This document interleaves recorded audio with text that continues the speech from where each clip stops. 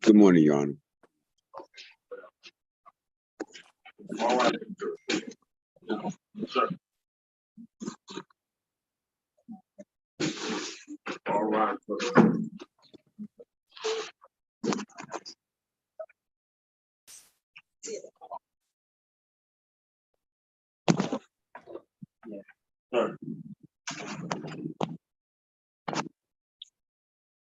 Hello, Madam Clerk. Can you hear me?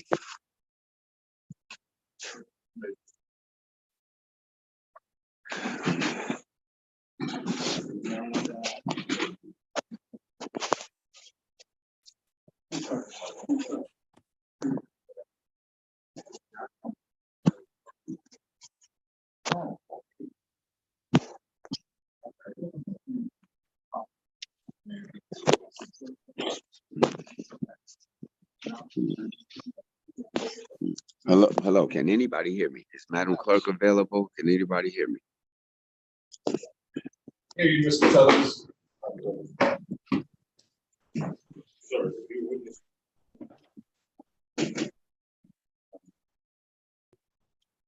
All right, man. You got cell phone on.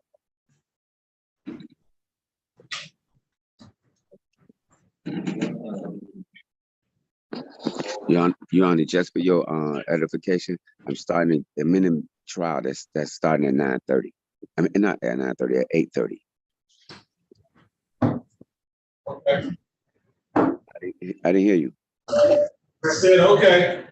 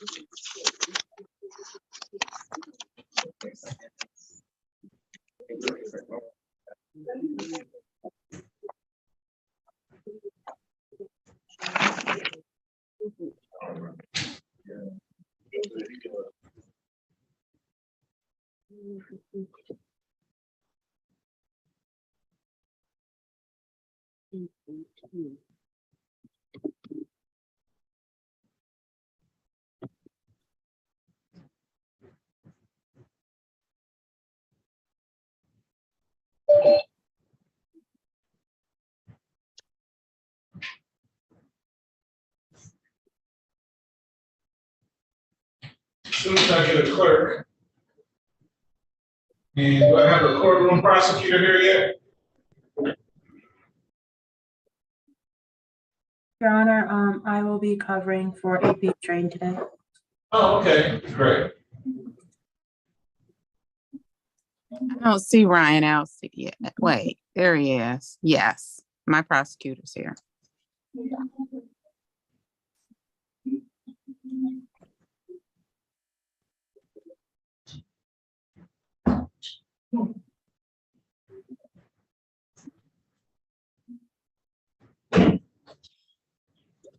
Because you got a copy of the docket. Oh.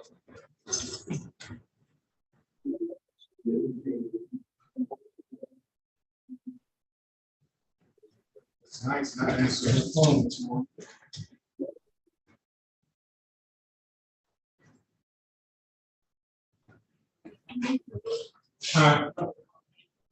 Yes, could you? Thank you.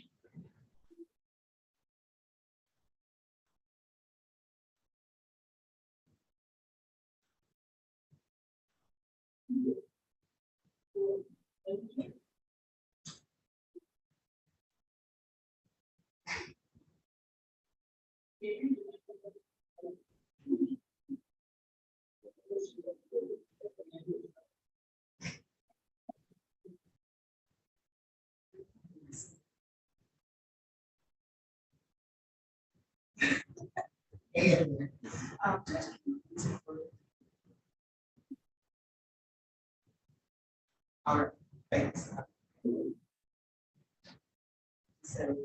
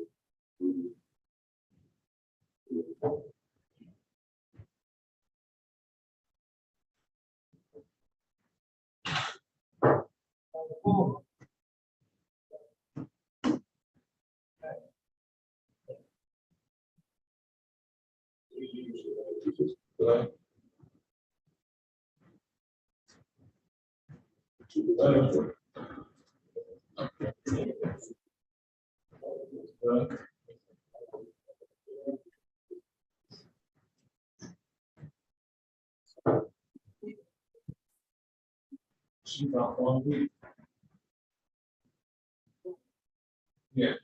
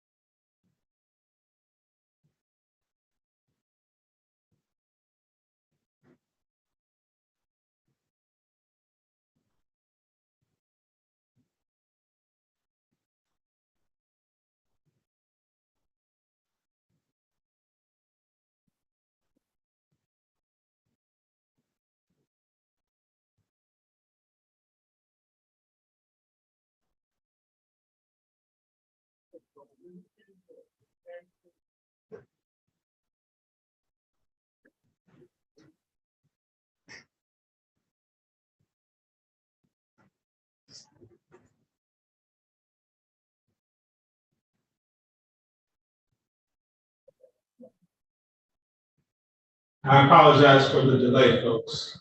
Clerk should be here in a second.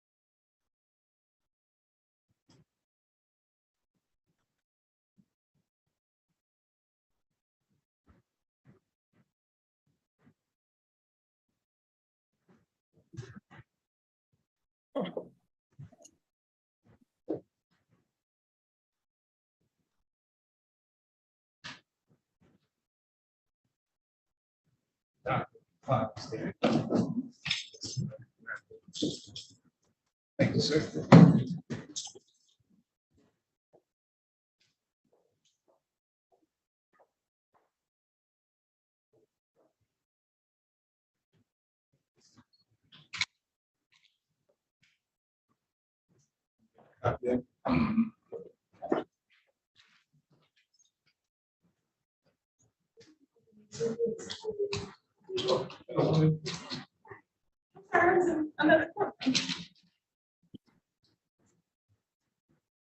So, that precedent in writing is something that.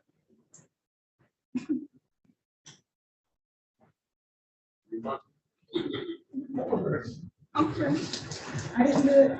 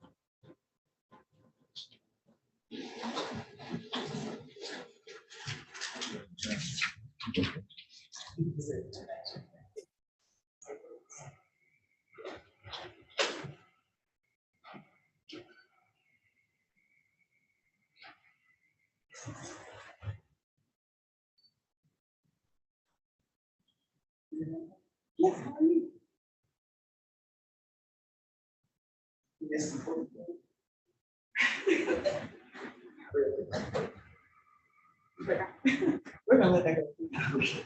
We're on the record. What's up? Thomas. Yes. Thank you.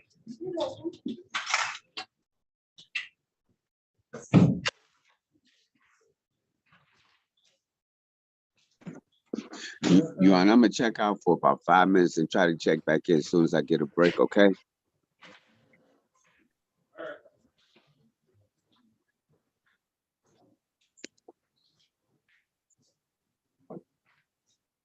A few more comments.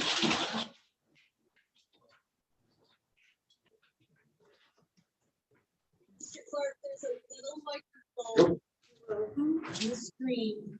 Thank you so much.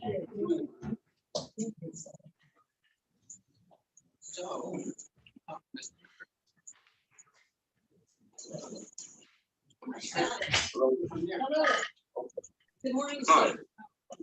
Your expungement.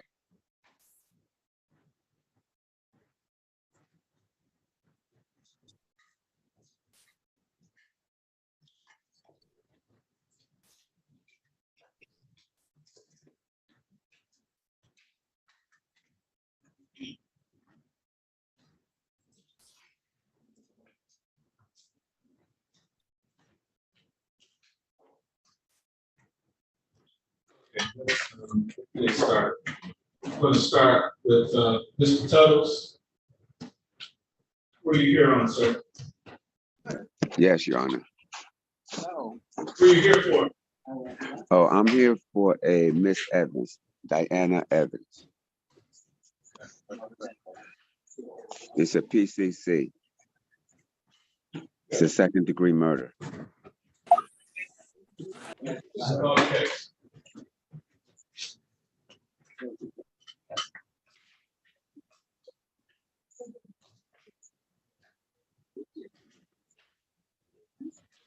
Do you see that?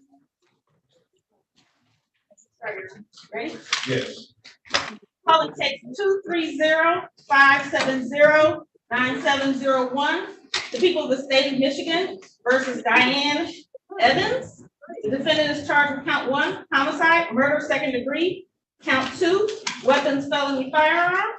Same time set for a probable cause conference appearances, please. Good morning.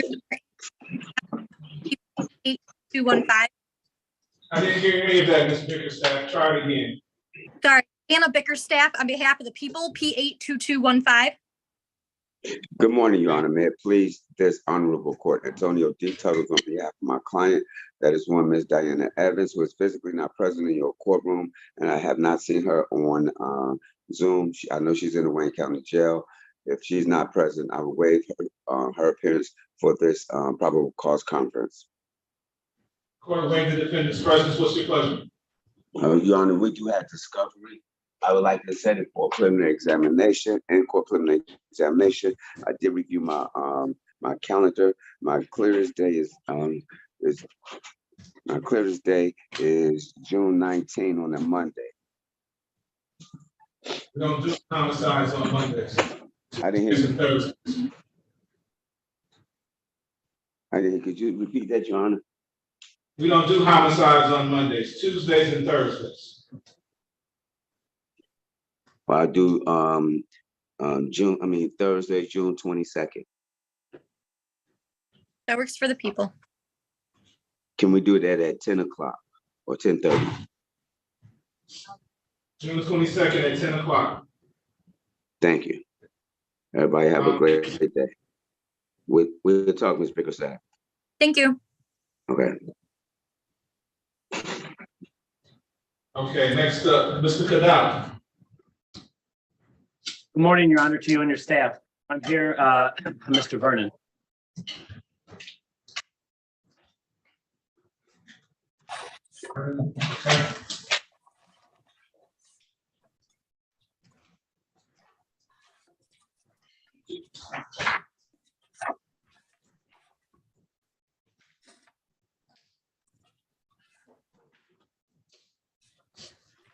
Calling case 230-570-8301. The people of the state of Michigan versus Eric Vernon. The defendant is charged with Count 1, domestic violence, third offense.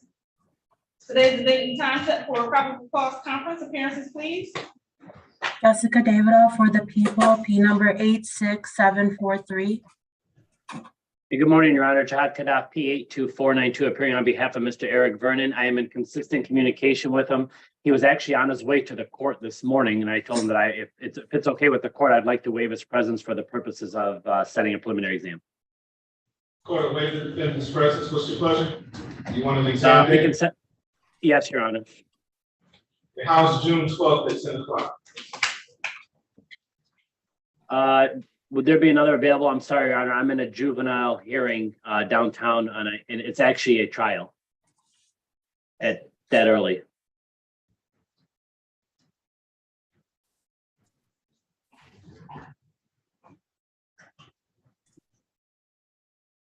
Would the court have anything on the 15th, Your Honor? If at all possible. It's my homicide day. Oh, yes, Your Honor. The 16th?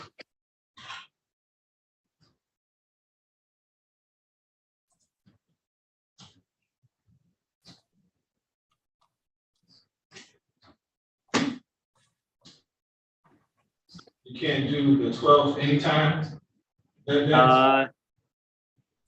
I can, Your Honor, if the 12th is closer to potentially an 11:30, but that's kind of late for the court, I understand.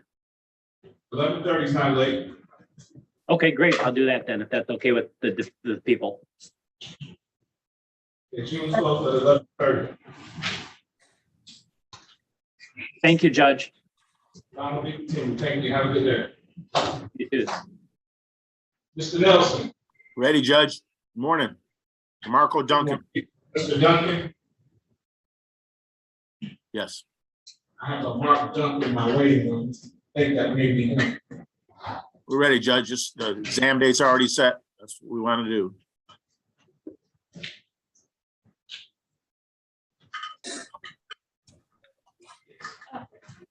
Calling case 230-571-0001, the people of the state of Michigan versus DeMarco Duncan. The defendant is charged with count 1, assault with intent to do great bodily harm, less than murder or by strangulation. Count 2, motor vehicle unlawfully driving away. Count 3, domestic violence. Today is the date and time set for a probable cause conference. Appearances, please. Jessica Davidoff for the people, P number 86743. Morning, Judge. Rick Nelson, P39317, on behalf of Mr. Duncan, who's present. Mr. Duncan, his audio isn't connected. He is appearing via Zoom, however. What's your pleasure, Mr. Nelson? Judge, you have a set exam for 8:45 on the 13th. That's a good date for us. That's a fictional date, sir. That's my homicide day. Oh, that's the date that's in the register of action. So 14th. How about 14th? Anytime out of 14th? The 14th, I can do the 14th at 10:30. Perfect. Thank you. See you then. Continue. Thank you, Judge. 10:30. You got that, Mr. Duncan? That's in person. I'll tell him, Judge. Have a great day. Thank you, too. Ms. Watt. Good morning, Your Honor. Hold on 1 second. Mr. Duncan, Yes, sir. your next court date is June 14th at 10:30. That's in person in 36th District Court. Okay, thank you, sir. Thank you. Have a good day. Same to you, sir. Okay, Ms. Watt, how can I help?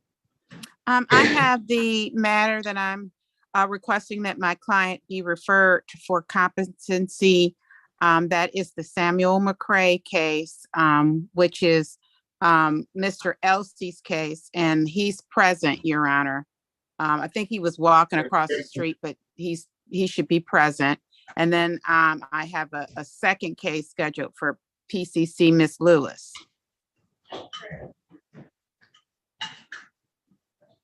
Great, set for exam.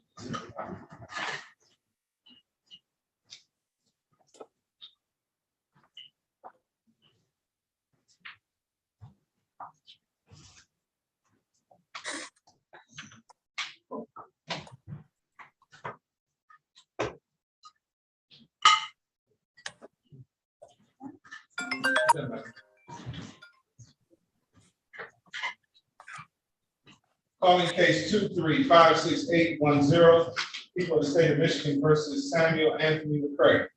Defendant is charged in count 1, homicide, murder, first degree premeditated. Count 2, assault with intent to murder. Count 3, assault with intent to murder. Count 4, weapons, firearms, possession by a felon. Count 5, 6, 7, and 8, felony firearm. Defendant has an additional offender third offense notice. Appearances for the record, please. Good morning, Your Honor. Ryan Elsey for the people. My P number is 81329. And good morning, Your Honor. Coral Watt appearing on behalf of Samuel McCray, P41508. What's the pleasure, Ms. White? Your Honor, I am asking that Mr. McCray be referred for competency pursuant to MCL 330.2024. I am asking for this referral for competency after having 2 visits with Mr. McCray and based on his mental health history. Mr. McCray has authorized me to disclose that mental health history to the court. Mr. McCray has been diagnosed as bipolar and paranoid schizophrenic. He has been institutionalized in the past. He also has been diagnosed with PTSD. Based on his previous mental health history, based on the Zoom jail visit that I conducted, which caused me to have some alarms and to go in person to the Wayne County Jail, and based on confidential attorney-client communications with my client, I believe that Mr. McCray should be referred for competency. All right, just so the record is clear, you are in fact indicating that there may be an issue with him being able to appreciate these proceedings or assist you in his defense. Is that right? That is correct, Your Honor. That might be the case. Your Honor, could I briefly be heard out? Sure. Your Honor, I want to object to this at this time. I understand that it's rare for, I think, the prosecution to overcome a request for a referral. But the reason I object is twofold.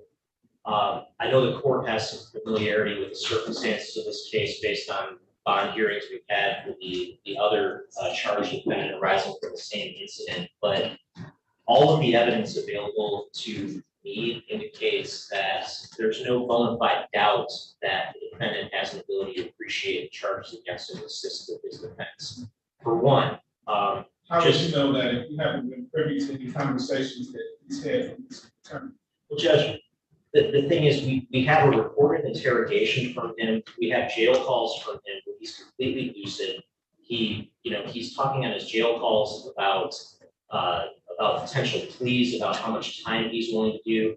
He, asserted this self-defense claim in his interrogation. He had the wherewithal to flee the scene. He had the wherewithal to try to sell the murder weapon immediately after committing this offense.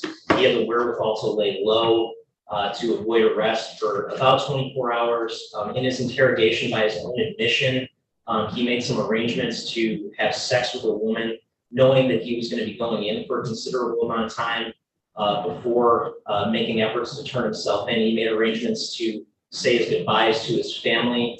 And in the limited jail calls that we have, which the last batch that I got go through May 30th, it appears he may have been in the hole since May 30th. But as of May 30th, he's completely lucid. There's just no, I understand there's an indication, and his family made this indication when they were questioned by the police, that he had some history of being diagnosed with schizophrenia.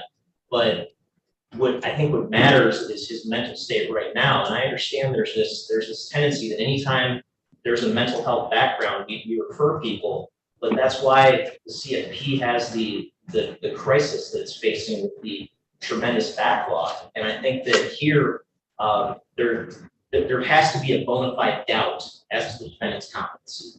And I don't think, based on what Ms. Watt has put on the record, there's a bona fide doubt. I think there's got to be more than that. And furthermore, under the court rule that requires that governs motions for referrals of competency, and this is MCR 6.125, it indicates that a request for competency has to be in writing unless the issue surrounding competency arises during the course of the proceeding. So unless we're confronted with a situation where the defendant is in the courtroom behaving erratically, and there's some spontaneous need to refer that defendant for competency, the request has got to be in writing. It's got to indicate the reasons for the referral. And I don't think that on these facts there's enough here. We're just going to get back a report inevitably in 3 months or in 4 months or whatever that that indicates that he's well aware of what's going on in this case. So for those reasons, I would oppose the request for a competency referral in this situation. May I, Your Honor? Do I need to? First of all, what Mr. Elsey is referring to is criminal responsibility. I'm not asking for a criminal responsibility report. I'm basing my request on a conversation that I had with Mr. McCray yesterday, and issues that caused me some alarm yesterday. It is not unusual for a client who has not had access to medication. Mr. Elsey would not be able to speak on that because he has no information about whether Mr. McCray is receiving his medication in the jail. I do. I spoke to the medical staff there. He has not received any medication since his admission. It is not unusual for a defendant to decompensate in the county jail due to the stress of the charges, due to not having medication, and their mental state to be altered or changed. Mr. Elsey has no standing, has no information to be able to comment on what Mr. McCray's mental health is currently, which is the competency issue. And based on conversations that I had with Mr. McCray, I believe that he should be referred for competency. He's been without medication. He's not on the medical ward. He takes medication for schizophrenia, which he has not had. Further, as I've indicated, those are criminal responsibility questions, whether or not he acted in a coherent manner during the time that the crime was committed or back in time. I'm not asking for that. And further, the court can go with common practice. If a particular jurisdiction has a particular practice, which I've been practicing for over 25 years in this courthouse, and the practice has been for attorneys to be able to refer clients for competency orally, then I'm asking the court to continue that established practice in this jurisdiction in this case. So, Mr. Elsey, if this court was to not refer the defendant, force the defendant to go forward with your examination, you're setting yourself up for the case to be remanded. In that the attorney has indicated that she is not able to communicate with her client in a way that he's able to assist her with things. You can't go forward under those conditions. That is in fact the case. I trust Ms. Watt as officer of the court that what she's saying is true, and look at the defendant's competence, looking at the snapshot of them at this time and moment. She said she spoke to him yesterday. Not sure when you reviewed these jail phone calls. Yeah, the last call I have is from May 30th, your comment.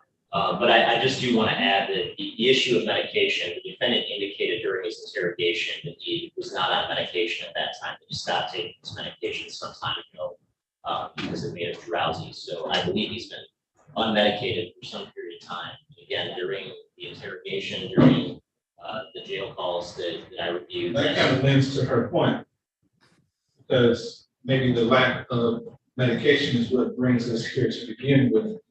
If he's further deteriorating and not getting that medication, how can he rationally assist the attorney in this defense? Well, Judge, with all due respect, I mean, if he's on the phone talking about potential plea agreements he's willing to accept, I think he appreciates. So let's say he understands and appreciates what he's facing, but that doesn't necessarily mean that or he has the ability to assist in his defense. Because there's two prongs that have to be. I understand. I appreciate being correct. All right, that being the case, the court will make the referral. We'll set a review date for September 5th, 2023 at 8:30 a.m. What day did you say, Your Honor? September 5th. Okay, and Your Honor, can you mark his file medical because he is not on the mental health floor for some unknown reason. So at least he can begin to get the medication that he needs. Okay.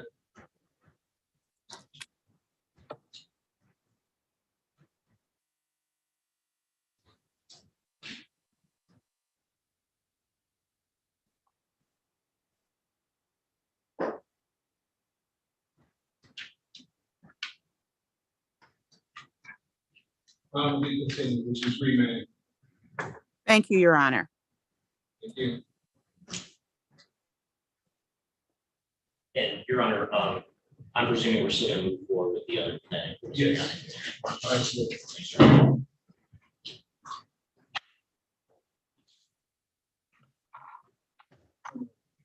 It's 2 lots. Good morning, Judge. How are you today? I'm good. How are you? I'm good.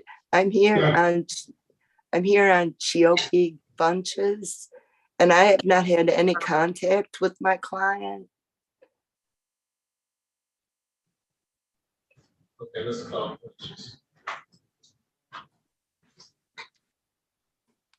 Calling case 230-570-8501, the people of the state of Michigan versus Chioke Bunches. The defendant is charged with count 1, assault with intent to do great bodily harm less than murder or by strangulation. Count 2, assault with a dangerous weapon, felonious assault. Count 3, domestic violence. Today is the date and time set for a probable cause conference. Appearances, please. Jessica Davidoff for the people, P number 86743. Good morning, Kathleen Tulas, appearing on behalf of Mr. Funches, P63138. Ms. Tulas, I'm of the understanding that Mr. Funches is in the hallway. We're bringing him in now. Okay. There he is. Mr. Funches, say hello to your attorney. Hello. Tell us your name for the record. All right, Ms. Tulas, what's your question?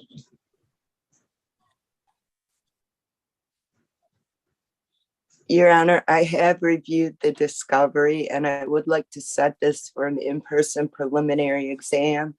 I also would like to make sure Mr. Funches has my contact information because I have not been able to contact him. All right, the court will continue to plead not guilty. We'll set this matter for preliminary examination. How is June 12th at 9 o'clock? Could we do it at 10 o'clock, Your Honor? June 12th at 10 o'clock. Bond will be continued. Mr. Funches, need you to take down Ms. Tulas' contact information so she can get in contact with you. We got it. Okay, Ms. Tulas. My phone number is 734-635-8351. And Mr. Funches, that's gonna, your next court date is June 12th at 10 o'clock. That'll be right here in this courtroom at that time, okay? Make sure you call me, Mr. Funches. I need to speak to you, okay? All right, have a good day, sir. Mr. Kenneth, good morning. Thank you, Your Honor. Everyone have a wonderful day. Thank you, you too. Mr. Kenneth. Good morning, Your Honor. I have 2 matters. I have Catherine Bester for a tether violation, and then I'm covering a Brian Jordan PCC for Mr. Riggins. Oh, before we do that, I'm sorry, I gotta double back to Ms. Watts. She said she had Lewis as well, right? Yes, Your Adriana Honor. Lewis. Yes, Your Honor. We're ready to do it. Calling case 230-571-0701, the people of the state of Michigan versus Adriana Lewis. The defendant is charged with count 1, assault with intent to do great bodily harm, less than murder or by strangulation. Count 2, weapons, felony firearm. Count 3, assault with a dangerous weapon, felonious assault. Count 4, weapons, felony firearm. Count 5, domestic violence. Today is the date and time set for a probable cause conference. Appearances, please. Good morning, Jessica Davidoff for the people, P number 86743. And good morning again, Your Honor. Coral Watt appearing on behalf of Ms. Lewis, P 41508. What's your pleasure, Ms. Watt? Your Honor, I'd like to have this matter set for a preliminary exam.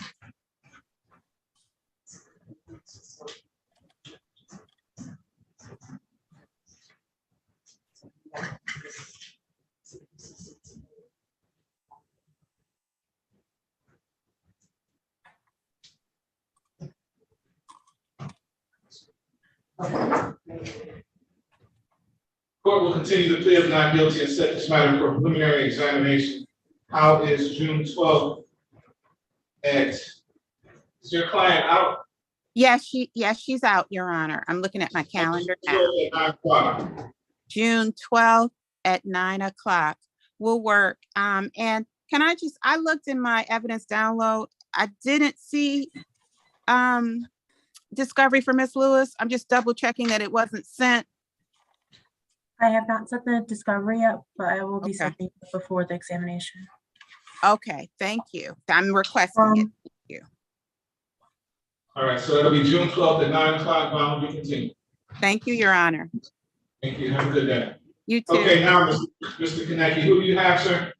I have a PCC on Brian Jordan for Mr. Riggins, and then Catherine Bester is in the Wayne County Jail on a tether violation. Again? Okay.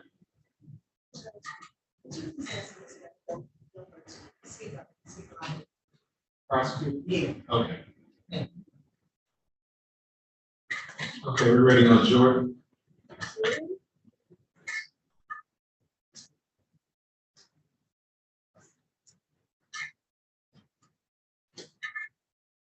Calling case 230-570-8401, the people of the state of Michigan versus Brian Keith Jordan. The defendant is charged with count 1, assault with intent to do great bodily harm, less than murder or by strangulation. Count 2, domestic violence. The defendant has an habitual third offense notice. Today is the date and time set for a probable cause conference. Appearances, please.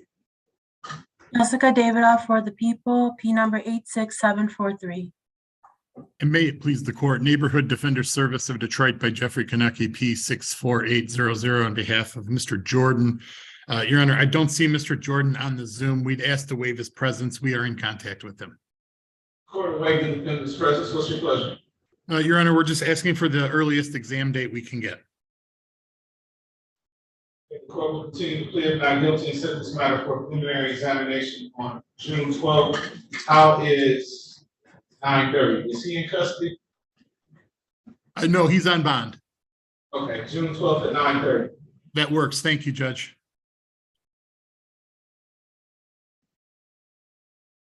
We're ready on this question.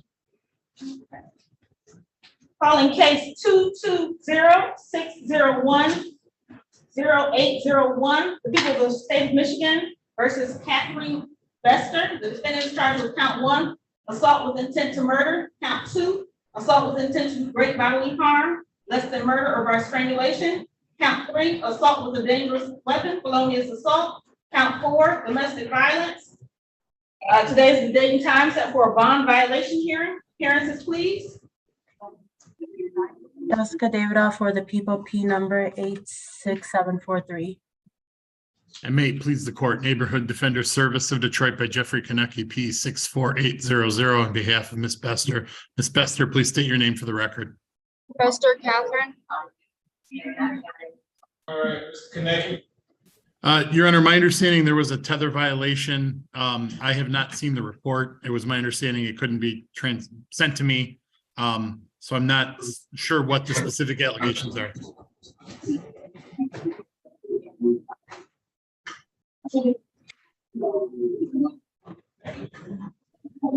Okay, Tether absconded.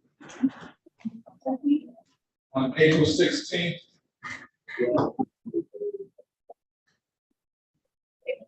The device died. Then she didn't answer her phone. They were unable to get in contact with her.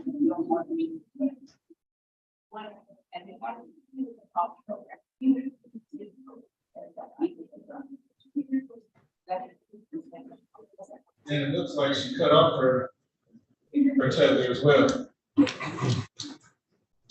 She didn't have it when they got in contact with her. I would like to proceed.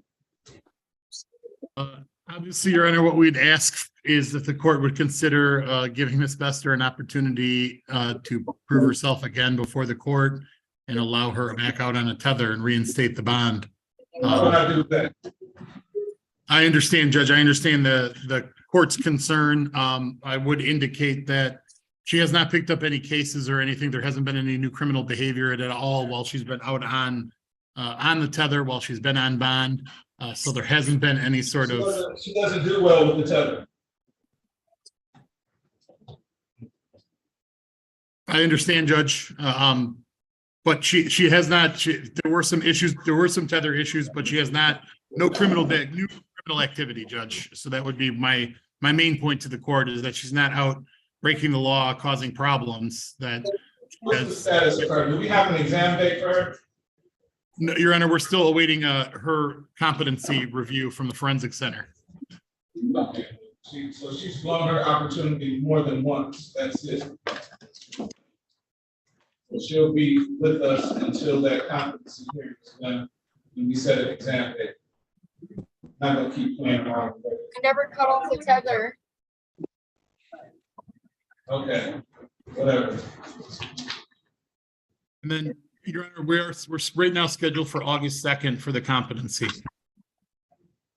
Okay. Has she been interviewed yet? No, I don't believe she has. I have not received any letter. Usually I get a letter indicating when the interview is scheduled so that we can facilitate getting her either on Zoom or there. I'm hoping when I get that letter, it'll be easier for me to just tell them that she's now in the Wayne County Jail so that they can do their Zoom through that method, as opposed to us setting something up. Okay.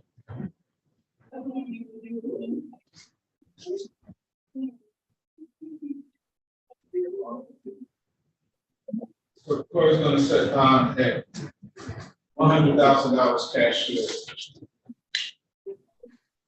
GPS tether, by chance she makes that. They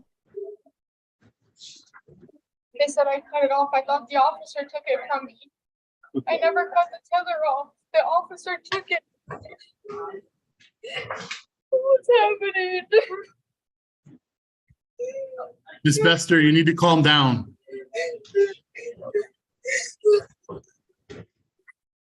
I may have misspoke about you cutting the tether off, because the report says that the tether wasn't recovered. But in any event, you've been before me way too many times on tether violations. But he said that I went over on Friday, and that's why they arrested me and took the tether when I was arrested, because I never had the warrant cleared when I went to court with you. That's what the officer told me. He never told me anything other than that. I'm sorry, I didn't understand what you said. Say that again. I said the officer arrested me on Friday. He said I had a warrant and that I could not be, I had to be arrested because the judge, when I went to court with you, he said you didn't know what was going on, and that's why I got cleared and went home. Then I was supposed to report to him, and he arrested me and took the tether. I never cut it off on. Yeah, you were arrested for absconding because you let your tether die and nobody was able to get in contact. I didn't let it die. You told me that was the time I went to court. That was the warrant for the tether, and that's when that was in May. That was in May when I had a tether violation, and I went there after I came back from Grand Rapids, and that's why he said I had the warrant still. He said it was still in the system. It was never discontinued. I don't know what's happening. That's why I've been in here since Friday. I have been in contact. I even got my apartment. I got a new phone. I've been contacting Macy, and I told him my address. I told him I'd be up there to update it. He said it was fine. When I got there to update it, he arrested me. Yeah, I can't understand what you're saying. I said that I've been in contact with Macy.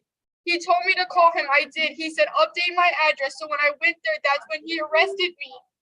He said the warrant was still in the system and that you guys never cleared it. And that's why I got arrested. And when I was in jail, they took off my tether.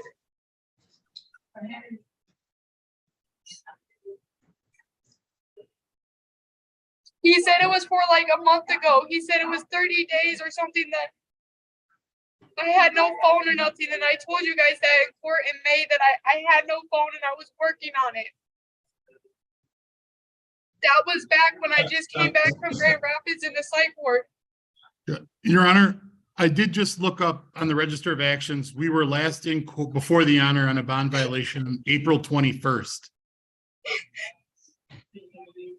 And it sounds like the dates of that they're indicating on this bond report are previous to that. So this should have been cleared up at that time. It seems like maybe Ms. Bester is accurate that the warrant or there was some issue in the system that did not get cleared that floated out there, because we would have had this, we would have known about this April 16th issue on April 21st.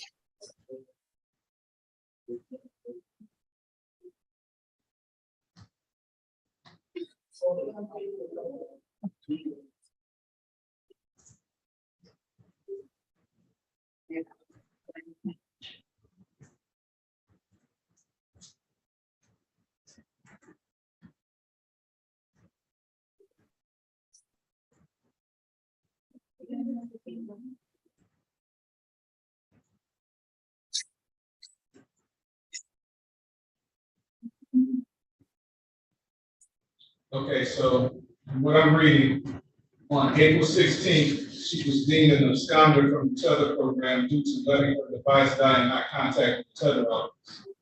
She then missed her scheduled court appearance on April 19th, and the warrant for failure to clear was issued on April 21st. She appeared for court on May 2nd, but her Tether violation wasn't addressed. She was also supposed to report to the Tether office on May 2nd after court, but she never reported. This resulted in her being offline for a month.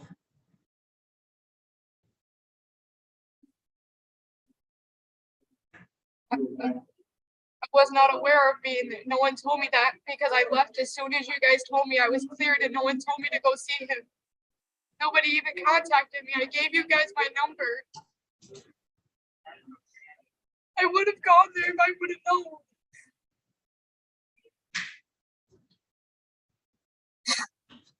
So you've been out there for a month without the Tether, right?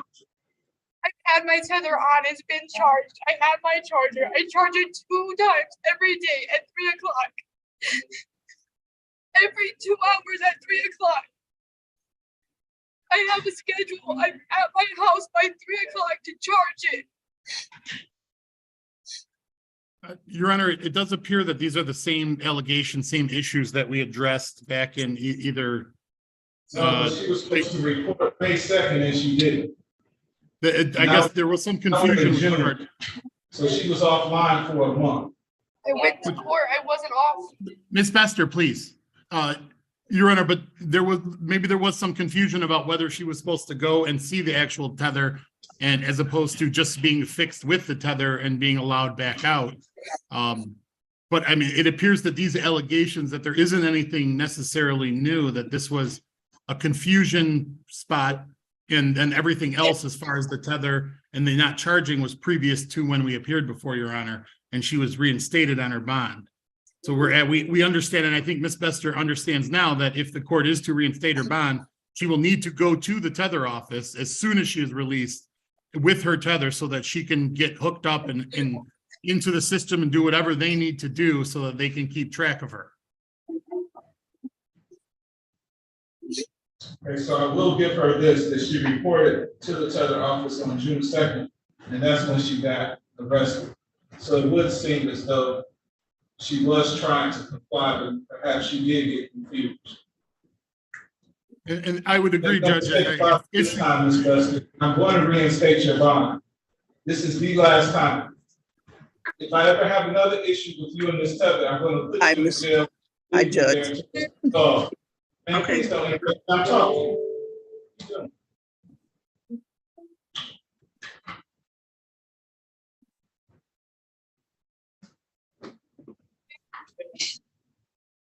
Make no mistake about it, Ms. Bester, if I ever see you on another tether violation, we won't have this discussion again. You understand? Yes, Your Honor. Okay, I'm gonna reinstate the original bond with the tether, and you have to go to the tether office. You understand? Yes, Your Honor. And keep them updated if there's a change in your telephone situation. Yes, Your Honor.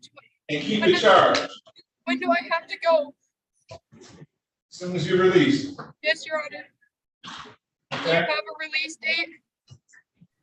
You should be released Once you're able to get your tether reattached. Today?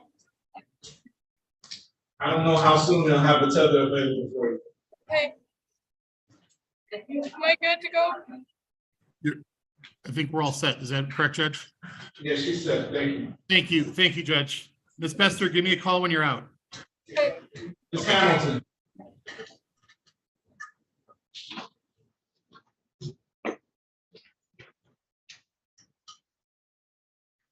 Mr. Durham.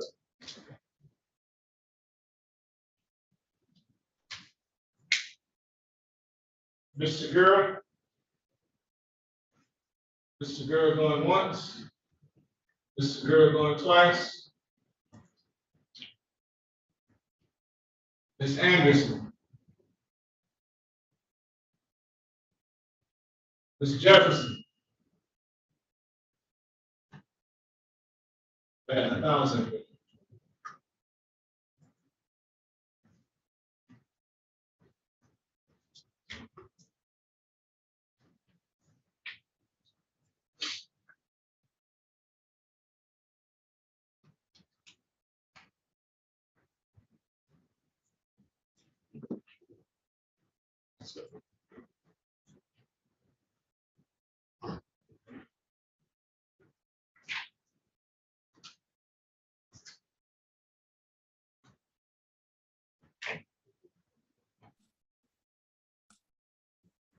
Good morning, Your Honor. I apologize. I seen that you tried to have me unmute. I was in another Zoom.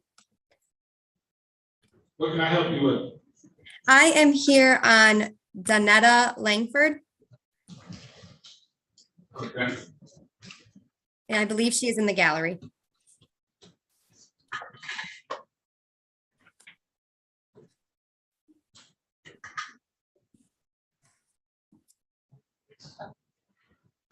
Calling case 230-571-0501, the people of the state of Michigan versus Donetta Langford. The defendant is charged with count 1, assault with a dangerous weapon, felonious assault. Count 2, domestic violence aggravated. Today is the date and time set for a probable cause conference. Appearances, please. Jessica Davidoff for the people, P number 86743. And good morning, Your Honor. Alyssa Segura with the Neighborhood Defender Service on behalf of Ms. Langford, P 86432. Ms. Langford, could you please unmute yourself and state your full name for the record?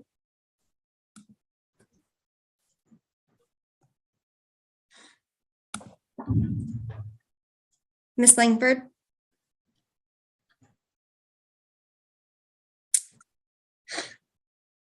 I do see she is in the gallery, Your Honor. I have had contact with her just this morning, so if the court is willing, I would waive her appearance. Court waive the defendant's presence. What's your pleasure? Your Honor, I would like to set this for an in-person preliminary examination. However, I would like to bring to the court's attention that I only have paper discovery at this time, so I would just ask that the digital discovery be sent prior to that date. House June 15th, I'm sorry, June 12th at 9:15. June 12th at 9:15? Yes. That works, Your Honor. June 12th, 9:15, bond will be continued. Thank you, Your Honor. Have a good day, everyone. You too.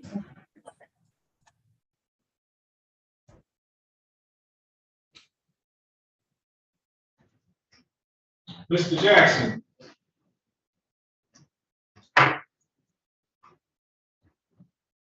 Mr. Jackson, Yes, sir. your attorney was here, she left. I know, that's what I was confused about. Yeah, I'm confused about it too. Hopefully she'll be back. Okay. Your Honor, I will stand in for APA Moore when Miss Anderson is available. Okay, she was here, she left too.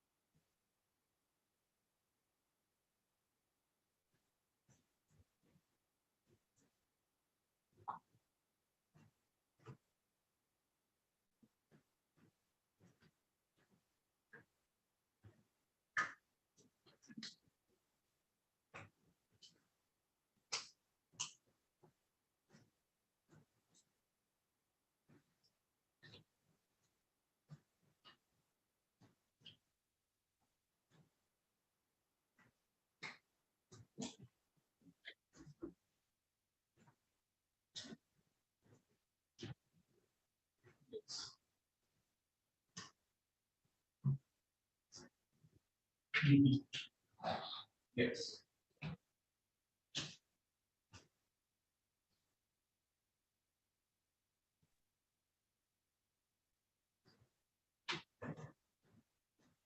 So, right.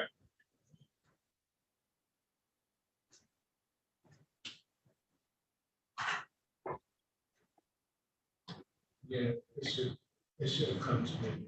It's a federal charge.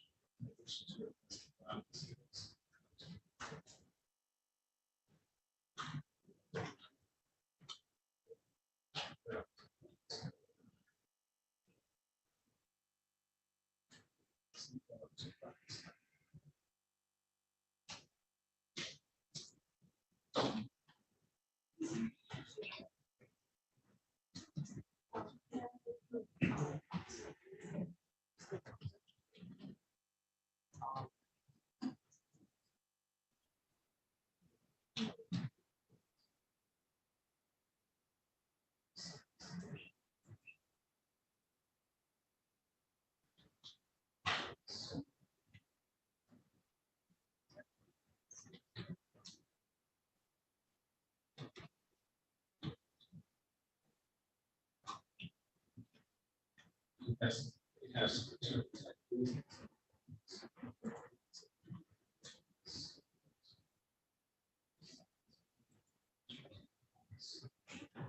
know,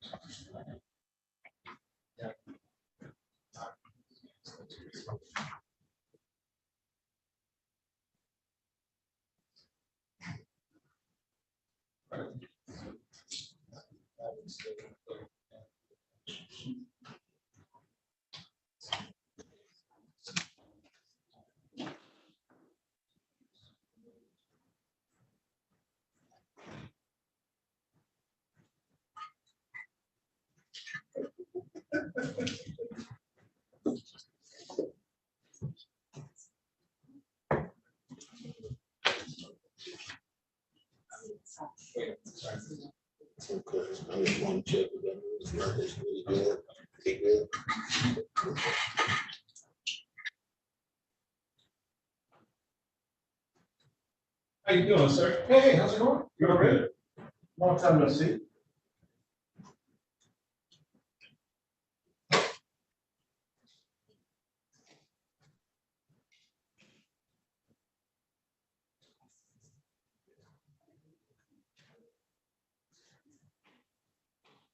Oh, yeah.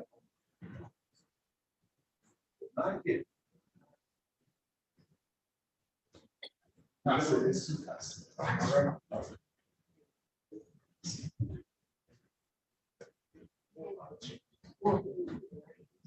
Well. Good shot. No.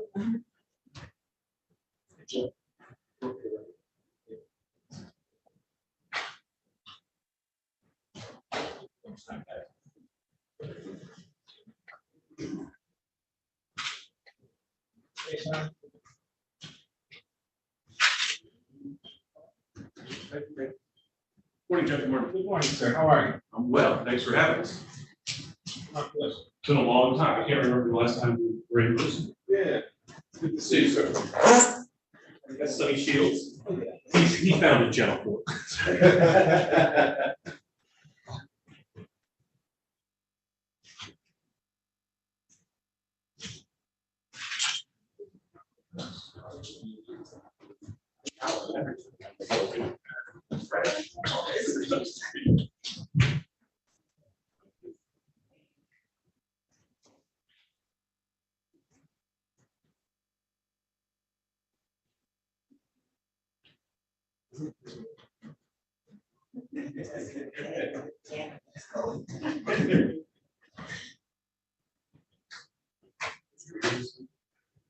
Yeah.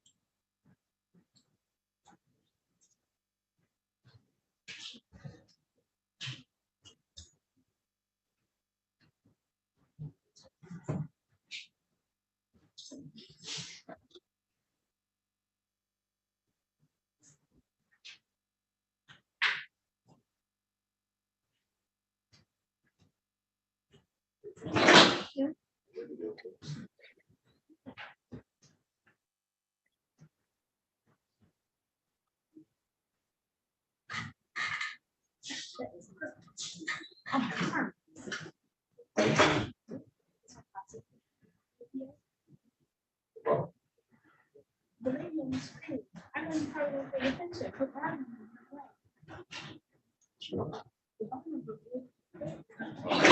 Is she practicing somewhere? You know how usually it's, Shelley. There's another lady in there. And she's been saying, it's like 4-3 unless I heard her wrong. That's not true.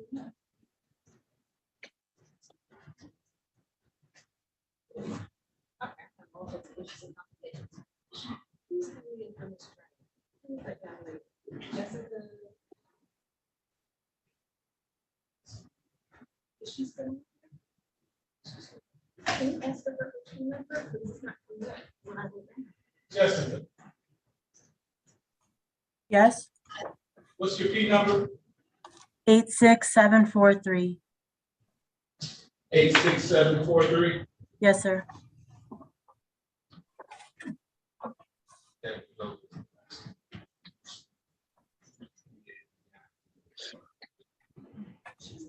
She's not in my system.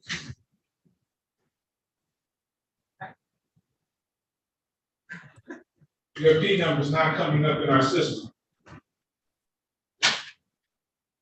Is there a way I could change that? I'm active on the state bar and as of June 2nd.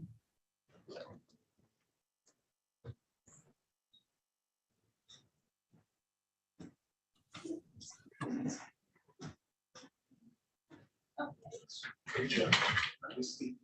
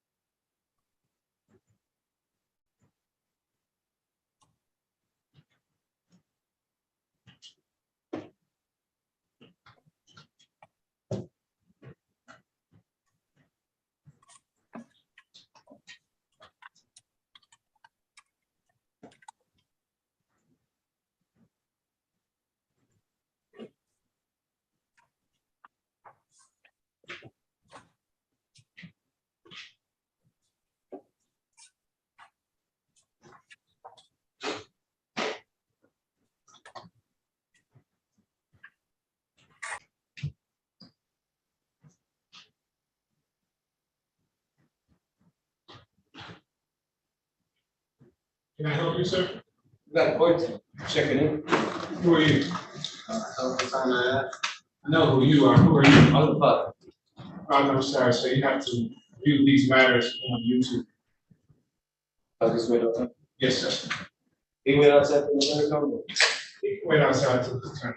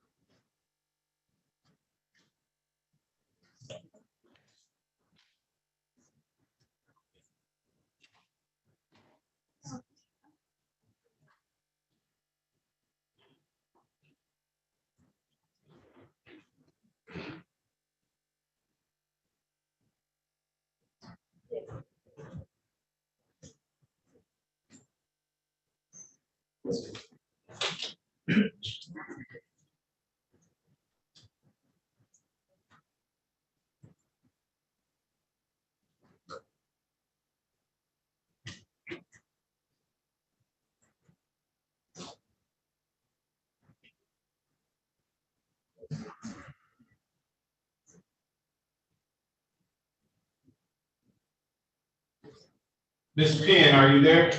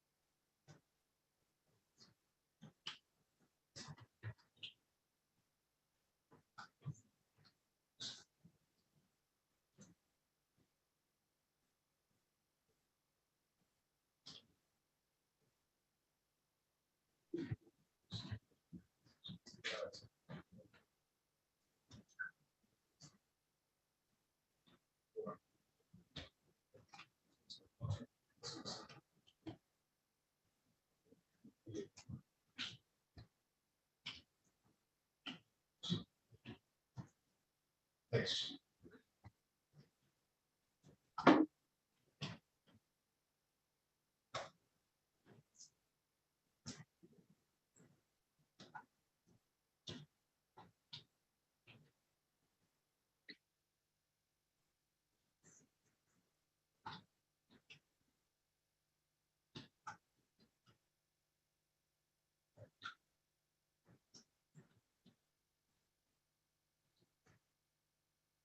Ms. Jefferson,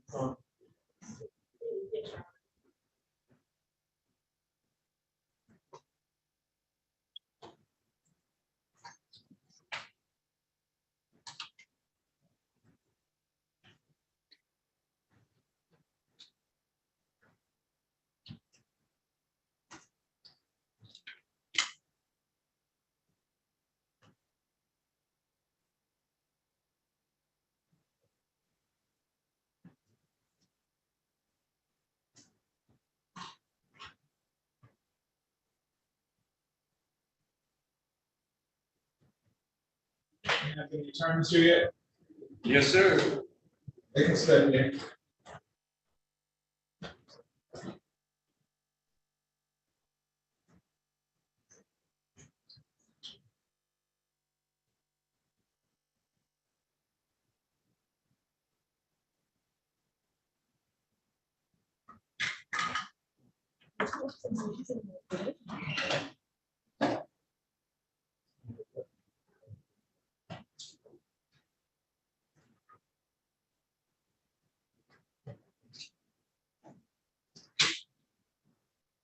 She said she's going to be conversation.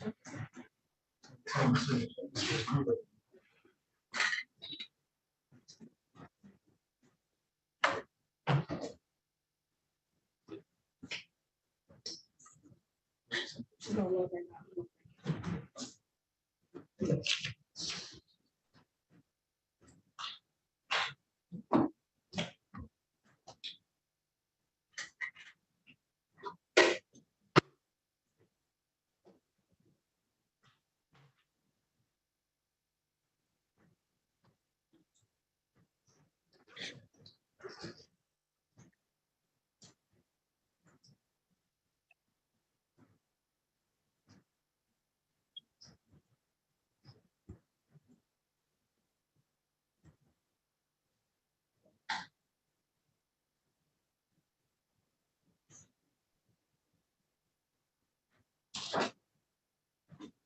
morning. Judge. That's right. I believe so, Your Honor. Mr. Gunnigan just stepped out, so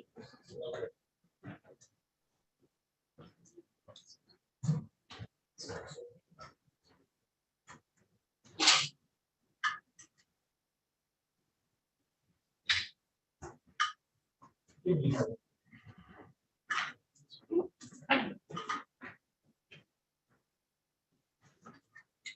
Yeah. 3, 7, 9, 5, 7, 6.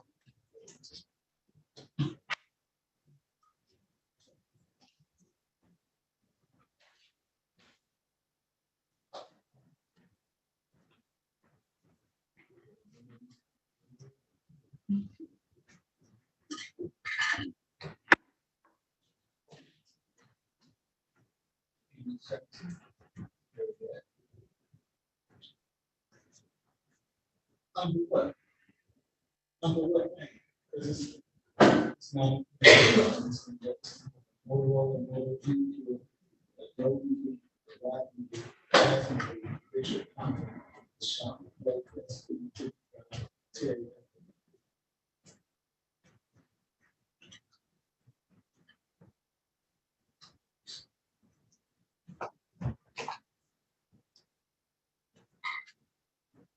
Yeah, the first time you came through.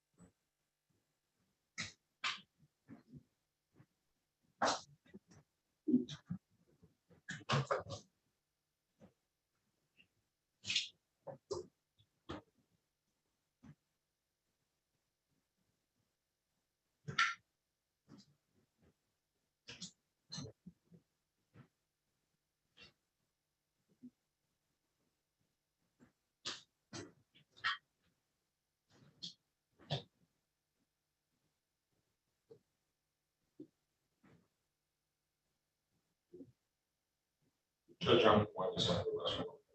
Okay.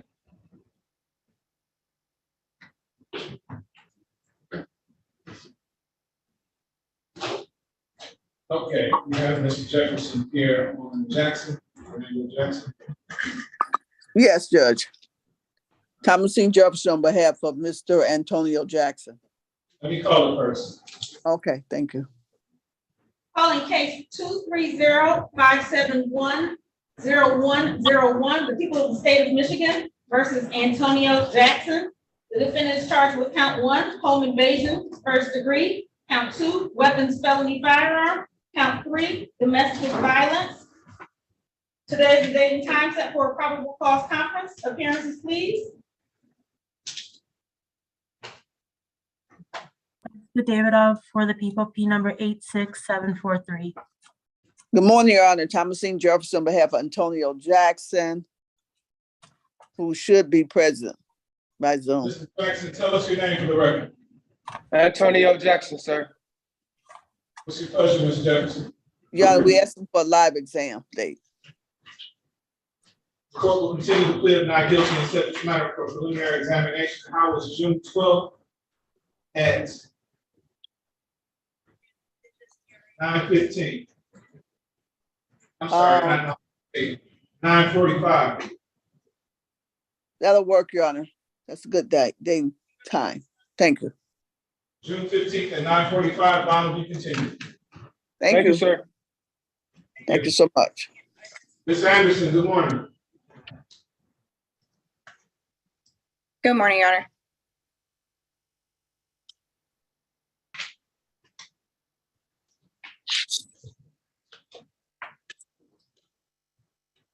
You're here on, Judge, I have Kenneth Davis. Davis. Yeah, we got an email last week that a competency evaluation had come back. okay. Um, Davis. Miss Moore is the prosecutor on it. I know she's starting a trial with Judge Walker right now. I'll be standing in for APA Moore. Thank you. Okay, calling case 230-563-0301, the people of the state of Michigan versus Kenneth Davis Jr. The defendant is charged with count 1, criminal sexual conduct first degree, count 2, criminal sexual conduct first degree, count 3, home invasion first degree, count 4, criminal sexual conduct fourth degree. Today's date and time set for competency hearing. Appearances, please. Jessica Davidoff for the people, P number 86743.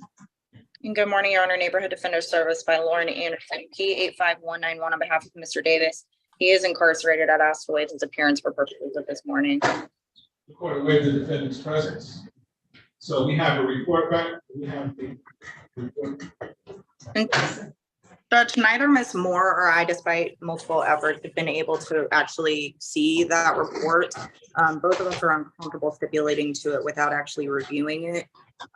As she is in trial, she and I had discussed requesting if we could adjourn this till Friday so we could both review it. If you want to review it, you're gonna have to come down here. I'm happy to do that, and typically we get them from the forensic center directly. I think you got it before we did.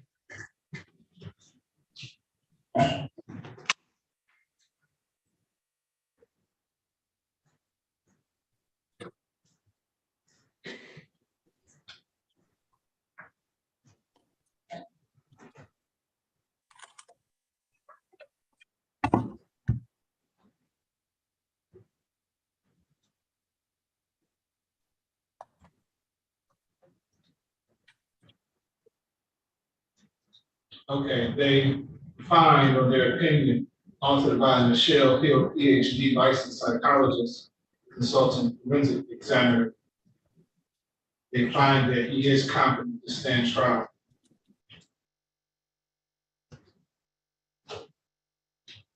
I'll move over to Friday. Thank you, Judge.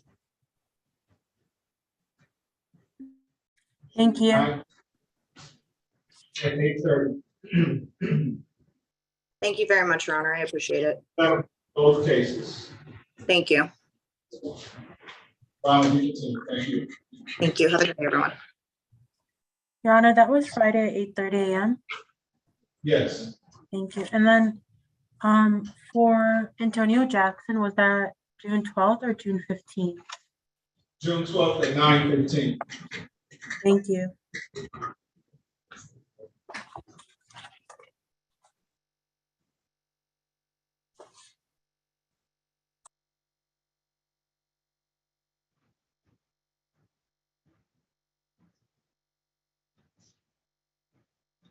I'm sorry, that wasn't 9:15, I think it was 9:45. Yeah, I think it was 9:45, but I wasn't sure on the.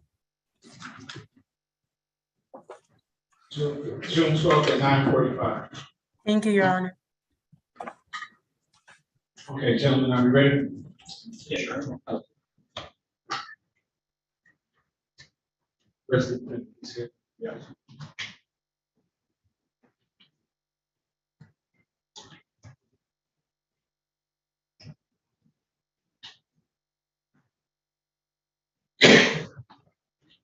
Calling case 2356948, people of the state of Michigan versus Al Hassan Waleed Aish. Defendant is charged in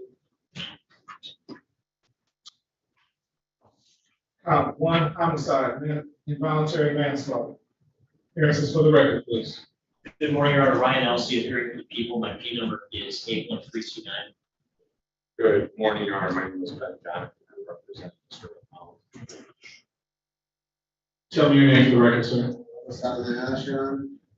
There's daytime set for preliminary examination. Are we ready to proceed? Yes, Your Honor. How many witnesses for you? Your Honor, I believe that with the stipulations that we have, I will be planning 3 witnesses. Okay. Do you have any preliminary matters before we review the witness? Yes, Your Honor. Two matters, people. One is that I would offer for admission what's been marked as people's proposed exhibit 1. It's a medical examiner report. I believe we have a stipulation of that being permitted at this time. So stipulated for exam purposes only? Yes. Court receives that stipulation. Thank you, Your Honor. And just to publish in brief and relevant parts, the medical examiner's report indicates that the Wayne County Medical Examiner's Office performed an autopsy on Gregory Kelly on May 7th, 2023. The report describes 9 gunshot wounds. Sorry. The report describes that. 9 gunshot wounds inflicted on Mr. Kelly, including to the chest, 2, back 3, abdomen 2, left arm 1, left buttock 1. And it indicates that it is the opinion of the medical examiner that the cause of death is multiple gunshot wounds, the manner of death is homicide.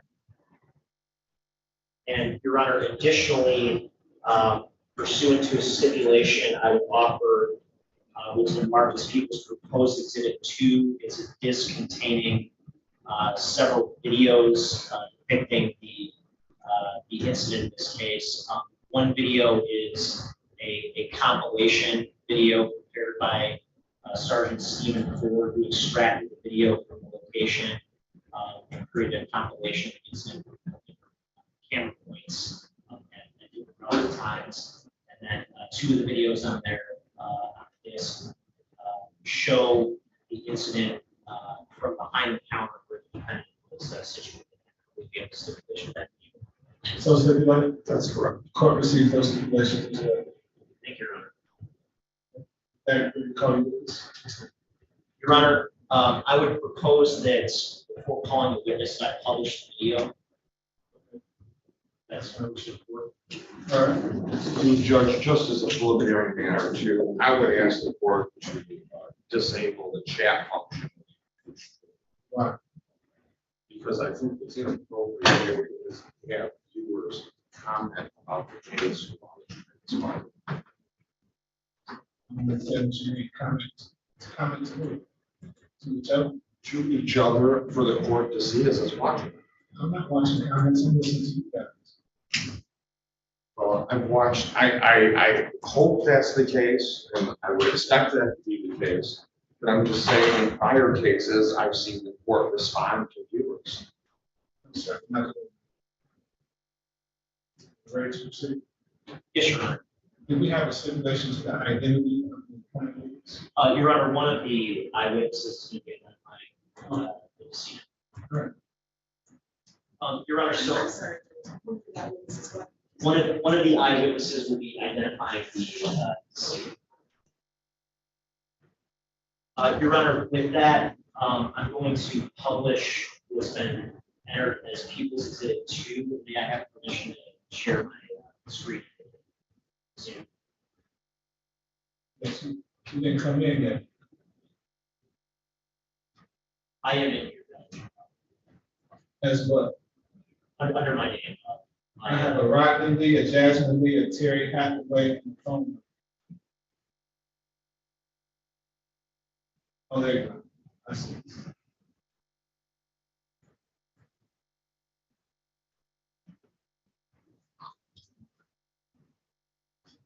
All right.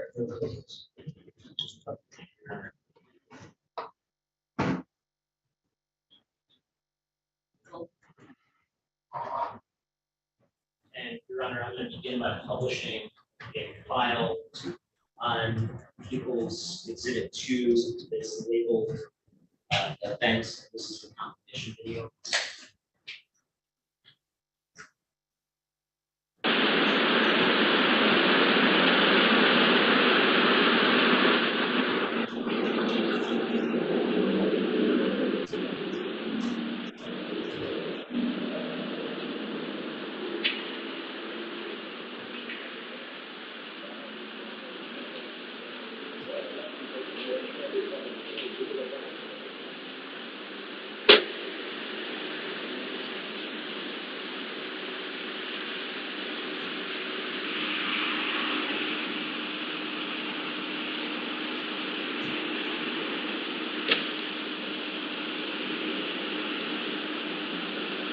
Huh? Oh, okay. Gave me two.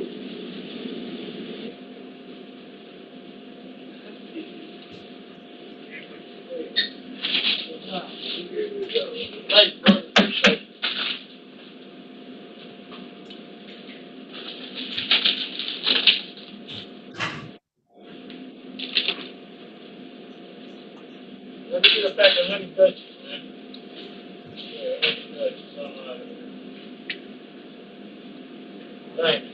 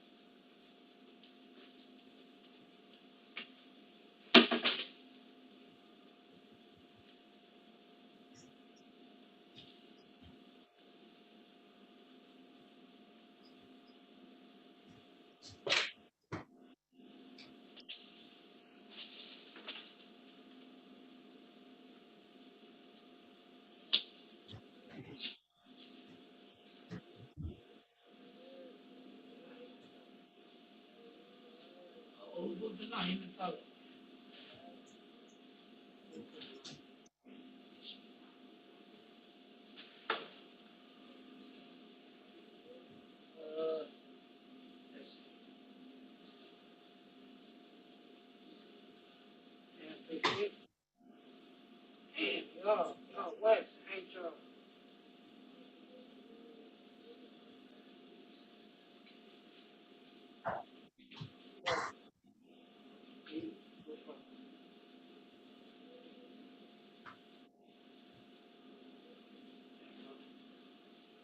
Cause I'm getting these two. Just make it $4 easy. I know. It's 50 cents. You already charged me. Damn. I thought they were, damn. Y'all, I know, I thought these was 50 cents. These 25 cents. Y'all want. Give me one. Oh, we good to go. Just give me one. We good.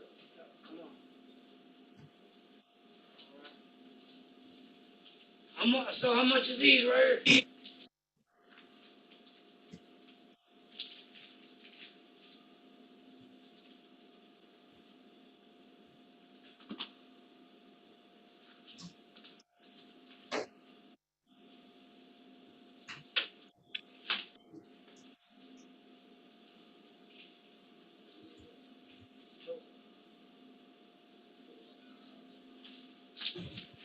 No, not even 35.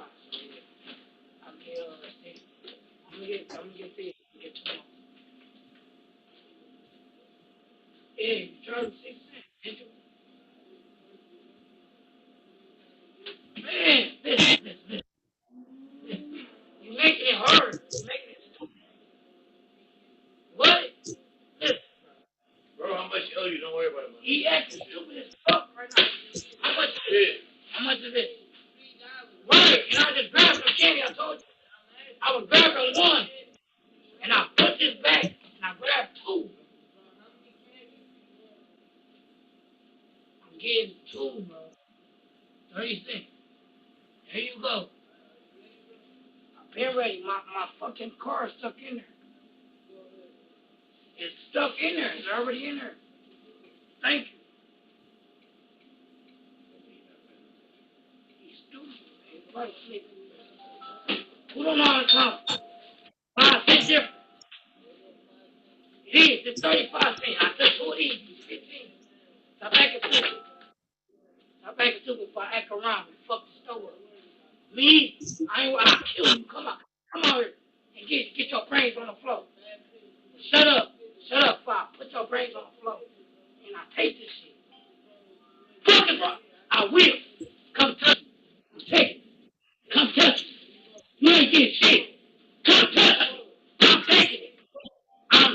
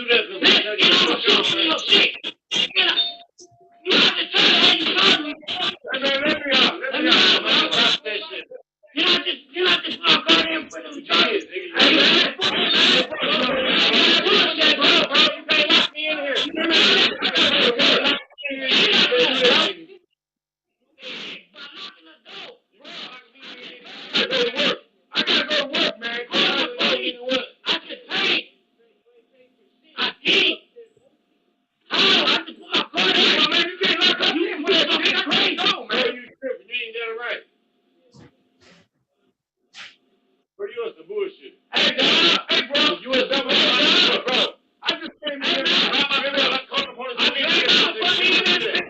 Bro, you was about to do that. Damn, man. What you gotta do, bro? I'm about to break the no, listen. I'm not a bitch. I'll kill you. I ain't paying for shit. I'm old blood. I ain't paying for shit. Hey, bro,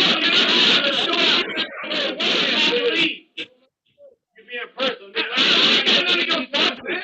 Oh, let me I can't tell you, nigga.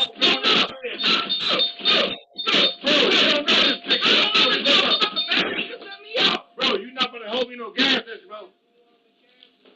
You was out there, bro.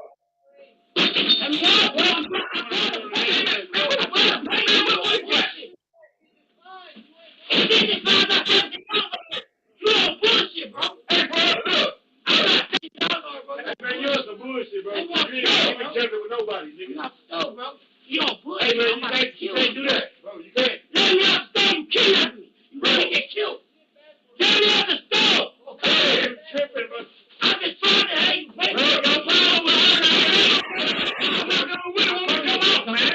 My boyfriend, I don't work. Yeah, bro. Stop, but yeah, I don't give a fuck about it. I don't give a fuck. Let me the fuck out, nigga. You don't know that. I'm gonna give you a blood, bro. All right. Look at me. I'm gonna give you a shit, bro. I'm gonna we don't want the power.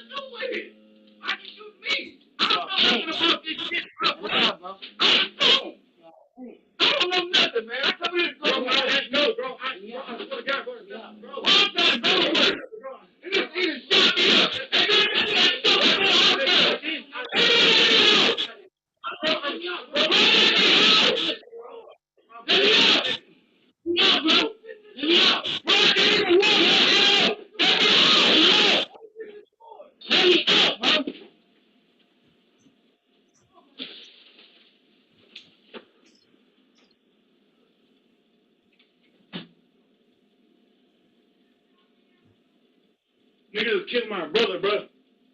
Niggas killed my brother because of you, bro. Bro, oh my God, bro.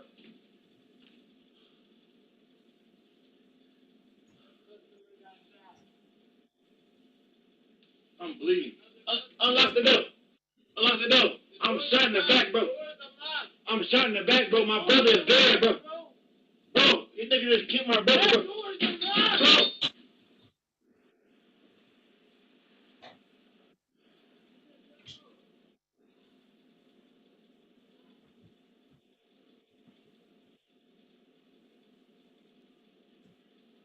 Your Honor, I'm gonna start, rather stop the video.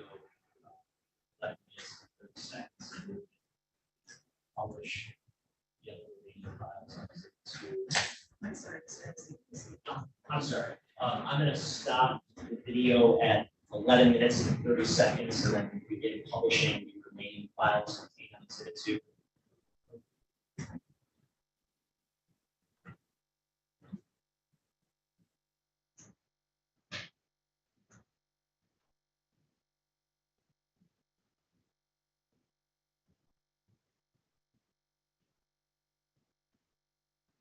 And just for the record, I'm beginning publishing another file, exhibit 2.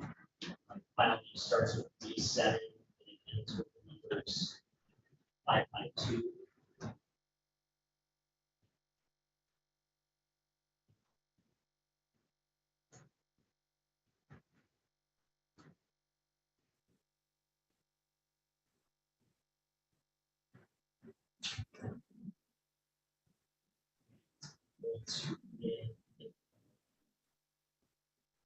Video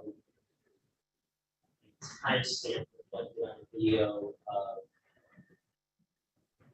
3:01 40 seconds.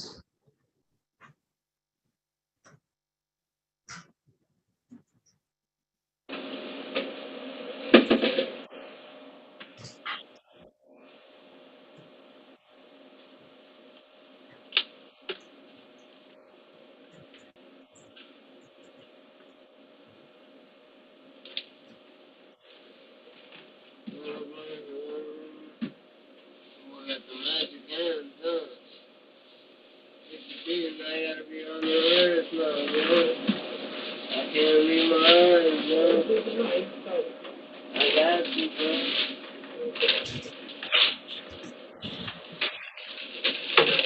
Yeah, $3. So how much is what?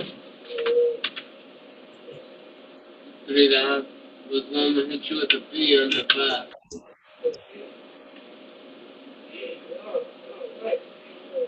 It just be popping up, it does it automatically. He has it set up in the system.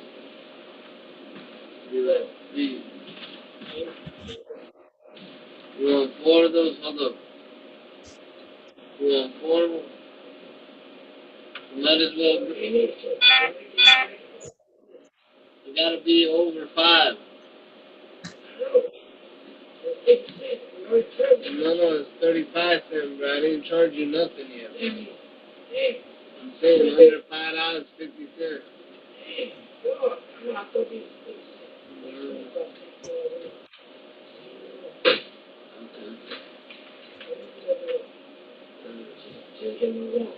I got you. You wanna do the part now?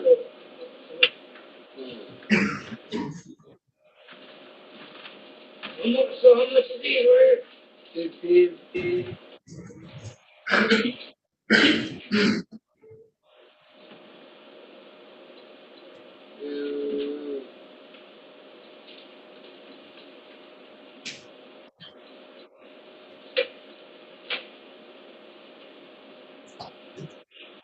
How many you got? You still want the now later?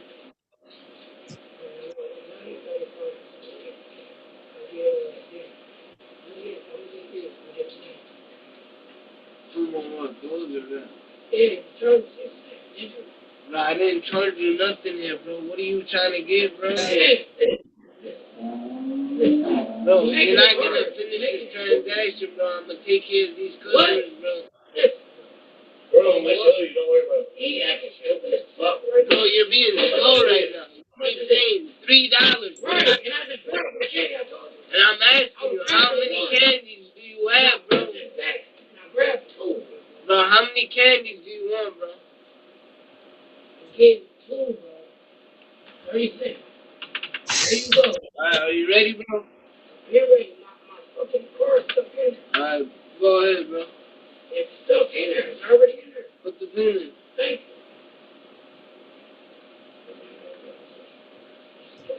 No, bro, you don't know how to count, bro. You don't know how to count. You, bro.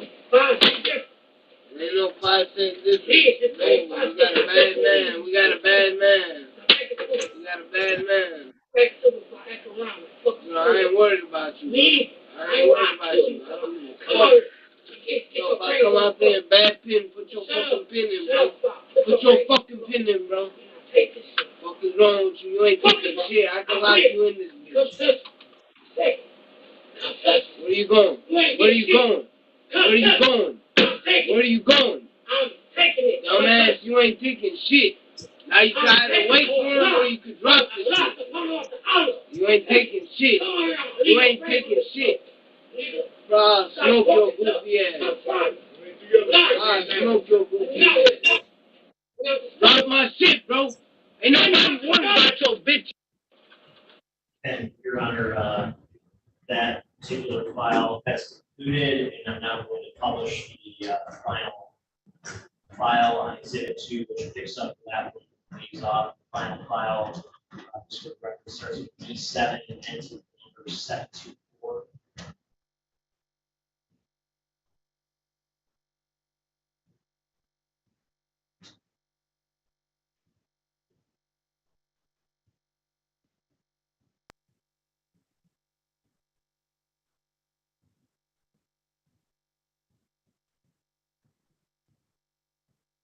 Yes, bro.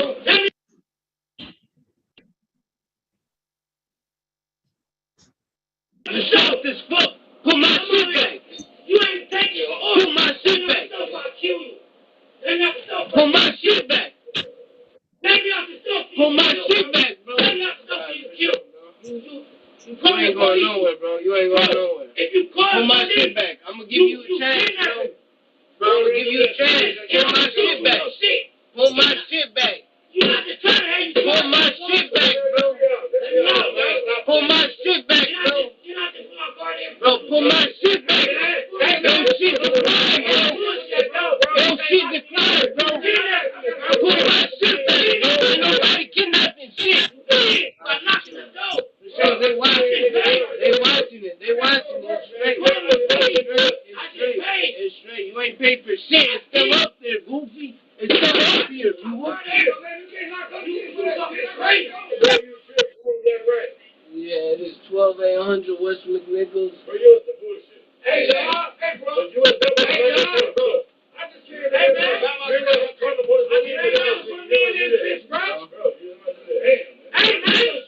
I got warrants, nigga.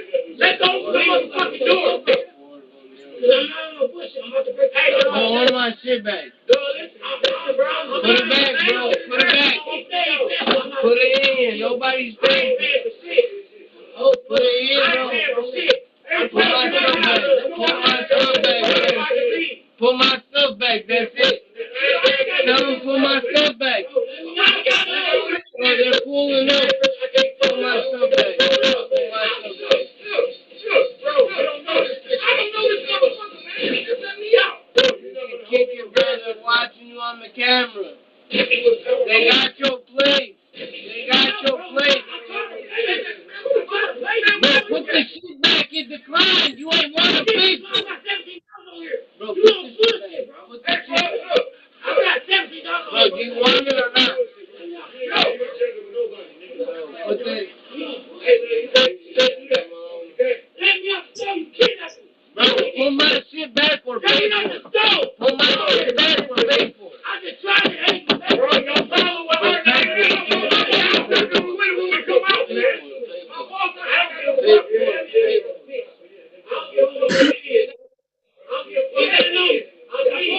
Let me the fuck out, nigga. Hey, nigga. Hey, look at me. Look at me. Look at me, man. We don't want the problem.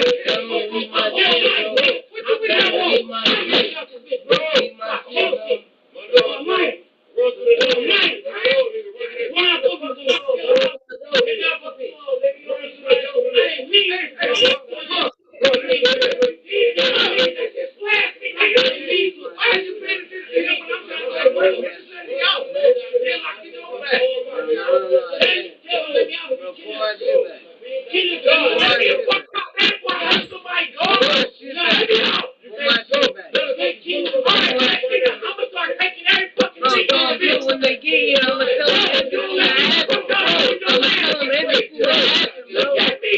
Tell him to put my shit back. Bro, get the fuck on, bro. Get the fuck on. Get the fuck on, bro. Get the fuck on, bro. Get the fuck on, bro. Get the fuck on, bro. Get the fuck on. Get the fuck on, bro. What? Let me out of here. Get the fuck on.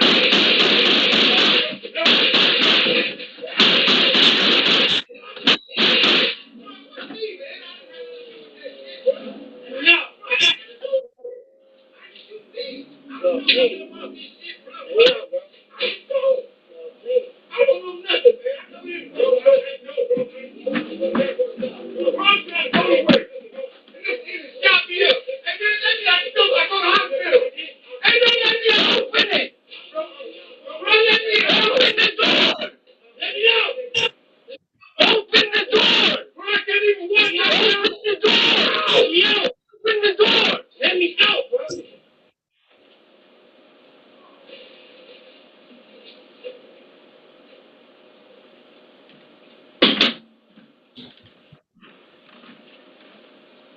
Niggas killed my brother, bro. Niggas killed my brother because of you, bro. Yeah, somebody got shot, 12-800 West Nicholas. A customer got shot. Another customer. The door's unlocked. The door's unlocked. The door's unlocked, bro. That door's unlocked.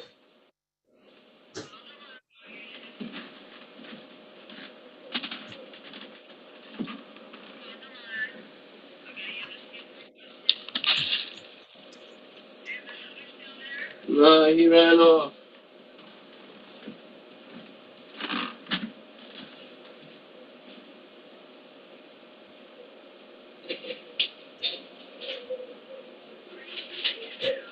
No, he's on the ground. Yes, he's in the gas station on the floor. He got shot. Samuel, we need somebody. I don't know how old he is. We need somebody ASAP. They're trying to look him up. Like 30.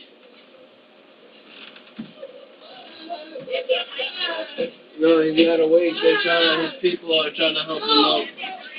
I don't know. I'm not outside. I can't go outside. I can't leave behind this counter. Someone is trying to help him up.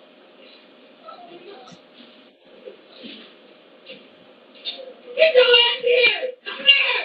Come here! Nigga, come here! Come here!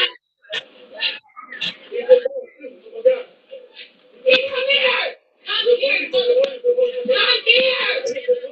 Come here, nigga! Huh? Nigga! Nigga! Cops are here. The cops are here.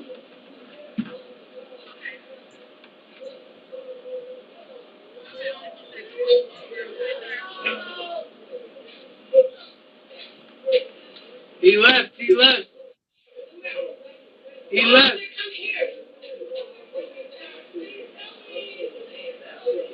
He left.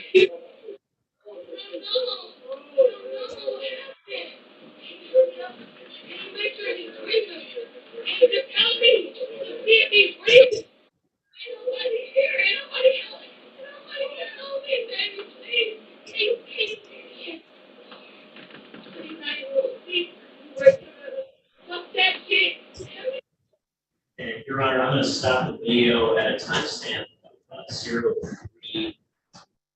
hours, 13 minutes, and 30 seconds. And at this time, people are prepared to call Anthony Bowden as our first witness. Okay.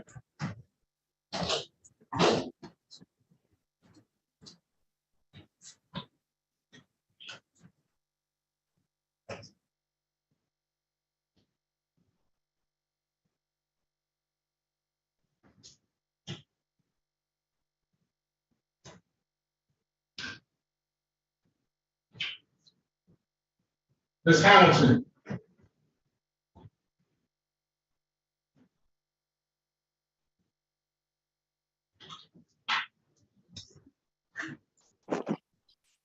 Ms. Hamilton? Ms. Hamilton, are you there?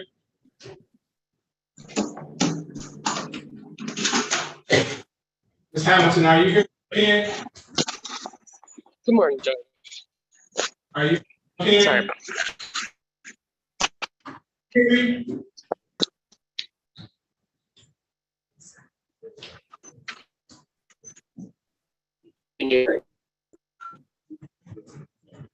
Yeah. Sir, please raise your right hand.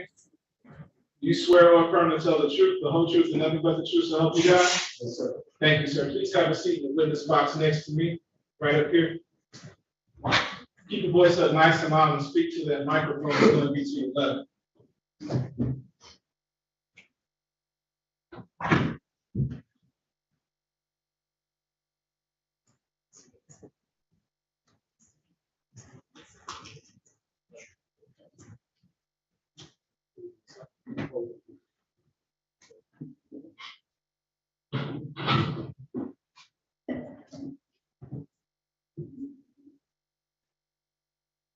Give me your ready. Thank you, Your Honor. Sir, could you please state and spell your first and last name for the record? Anthony, Anthony, Bowden, Bowden. And sir, I want to take you back to May 6th of this year. Early that morning, did you happen to be at the location of 12800 West McNichols? Yes, sir. And is that in the city of Detroit, the county of Wayne? Yes, sir. And sir, what is at that location? Gas station. Okay, and what brought you to that gas station on that particular morning? I had to have money took off of my card, so I went to the ATM at the gas station. Okay, and when you went to the ATM, did you have to go inside the store? Yes, sir. And when you went inside, did you go in alone or were you with anybody else? When I went inside, I was alone. Okay, and when you went inside of the store, did you happen to notice whether anyone else was inside the store? Yes. Okay, and what did you do when you went inside the store? Actually, I went straight to the ATM machine when I went inside the store. After I retrieved the money out of the ATM machine, I went directly back to leave the store, but the door was locked. Okay, and between the time that you went into the store and then tried to leave and noticed the door was locked, did you notice anything happening inside the store? Yes, I noticed the customer having an argument, a confrontation, or whatever you call it, with the clerk. Okay, now before you noticed that the door was locked, were you paying any attention to that particular argument that was happening? No, sir. Okay, now after you noticed the door was locked, what did you do at that point? Well, once I noticed the door was locked, I told the clerk that I need to go to work, so he needed to let me out of the store. Okay, and were you let out of the store? No, sir. At what point in time were you eventually let out of the store? I was let out of the store after the guy that started shooting shot everybody. Okay. And when is the very first point in time that you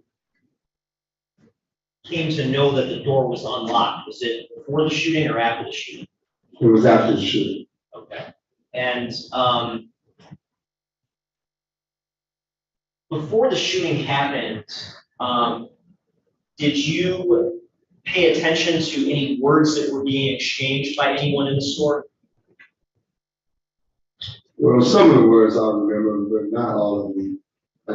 I just briefly realized that it was an argument going on. Okay. And do you recall anything in particular, if anything, that the store clerk might have said while you were in there? The store clerk was just constantly telling another customer that he's not getting nothing,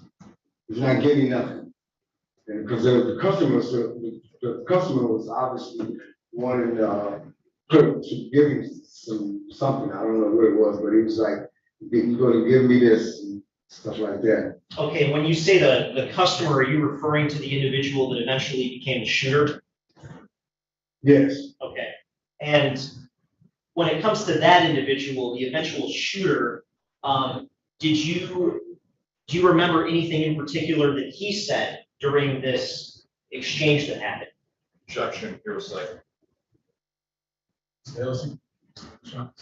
Well, Your Honor, I believe what I'm trying to elicit is, although an out-of-court statement not offered to prove the truth of the matter asserted, I believe that any sort of threats that the shooter may have made are not statements that are capable of being true or false for purposes of rule against hearsay, and they're admissible to show the overall climate of what happened in that store and what was going through people's heads. I think we got that to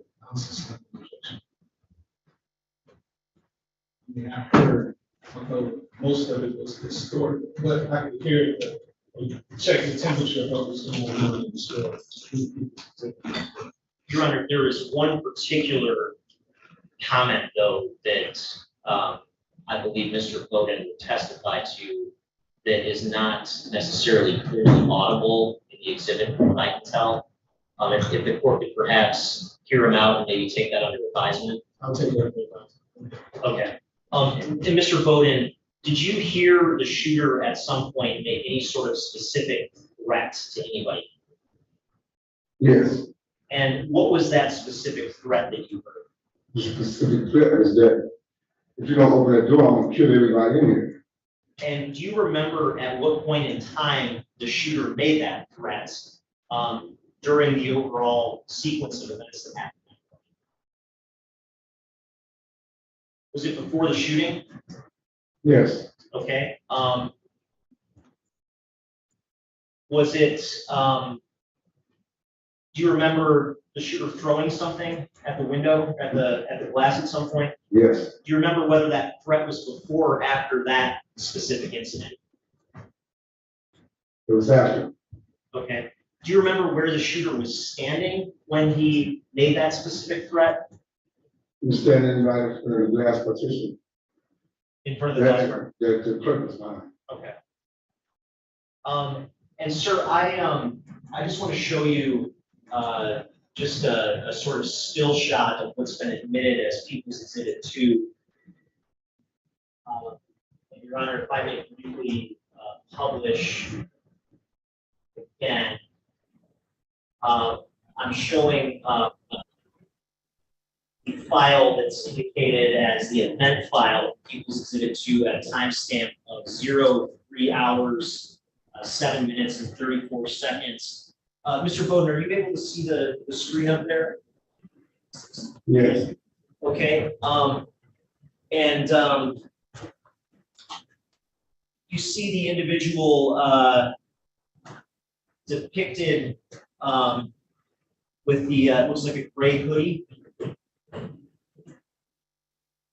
Yes. Do you know who that individual is?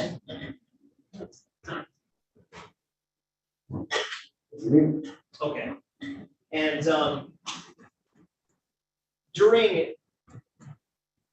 can you describe what happened during the course of the shooting itself? During the course of the shooting. Well, after he made the threat, after he,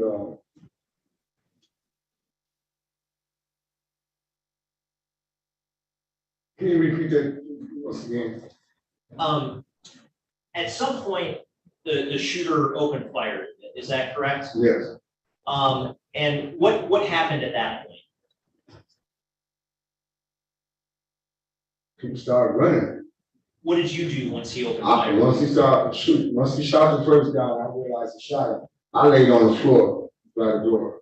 Okay, and why did you do that? Because I knew bullets was going everywhere, and I hope one wouldn't hit me. Okay, did any bullets hit you? Yes. Where did they hit you? They all in my butt, all in the back, legs and stuff, and in my buttocks. Okay, how many gunshot wounds did you suffer as a result of the shooting? 3 or 4. Okay. I got like 5, 6 holes in me because I guess they went through each leg, some of the bullets. And before the shooting, as you're inside the store, did you have any reason to fear that things were going to escalate toward violence? Yeah, well, I wasn't sure, but knowing that when arguments escalate, if you turn it to anything, I got kind of worried about it. Okay. And I guess on a scale of 1 to 10, 1 being the lowest, 10 being the highest, how intense did you feel the situation was before the shooting happened? I watched it build up to me to about 8 or something before the shooting started. Because I was getting kind of worried after the store clerk would let me out. You know, and I seen everything. I seen one thing, you know, I seen him arguing with one person getting to the next. So kind of like made me feel uncomfortable about that.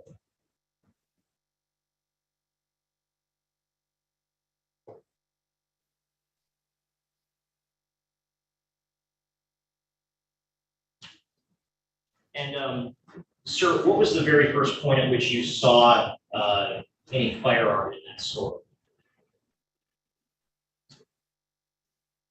After he made the threat about putting everyone in there. Okay, did you see the firearm on him in any particular location? No. Okay. How did you, I guess, can you describe how it is you first came to see the firearm? Where was it? When I first saw the firearm, he had it raised up in the front of the guy's face. Okay, so that was right before the shooting? Yeah. Okay. Sir, I just have to ask for background purposes, is it true that you have some prior convictions for larceny related offenses? Yes, sir. Okay, and is it true that you have some 2016 convictions out of Macomb County for fraudulent use of a transaction device, a financial transaction device, identity theft, and larceny? Yes, sir. And is it also true that you have a 2019 conviction for unarmed robbery out of Oakland County? Yes, sir. And a 2020 conviction for larceny out of Oakland County? Yes, sir. And a 2019 conviction for larceny out of Wayne County? Yes, sir. Okay. Thank you, sir. No further questions. Cross-examine. Good morning, so Mr. Bowden. Yes, sir. Mr. Bowden, that you were at that gas station approximately 3 o'clock in the morning. I was. Prior to getting to the gas station, had you had anything to drink that evening? No, sir. You didn't have any alcohol? No, sir. Okay. After you were shot, did you go to the hospital? Yes, sir. Okay. Now, you indicated that there was a shooter in the case who ultimately made a threat, correct? Strike that. That was a horrible question. Let me ask it this way. The shooter was arguing with the clerk of the gas station, correct? Yes, sir. There came a point in time when the shooter threw a juice or a juice container at the glass or the bulletproof glass, correct? Yes. Or security glass, correct? Yes. And that juice broke, correct? Yes. Okay. And there were 2 other patrons in the gas station close in proximity, to where that juice broke, correct? Yes, sir. And one of the patrons actually got hit with the juice, correct? Yes. And he was upset about that, correct? Yeah. And he started to confront the shooter, correct? Yes. Okay. He called the shooter a girl, correct? I don't know if this would be called, I'm not sure if he called it. I know this for sure. He was just asking, why would he throw something up against the partition when he was going to splash it? But more than just saying something, he took a step at the shooter, correct? And the other individual got in between the shooter and the guy that was hit with the juice.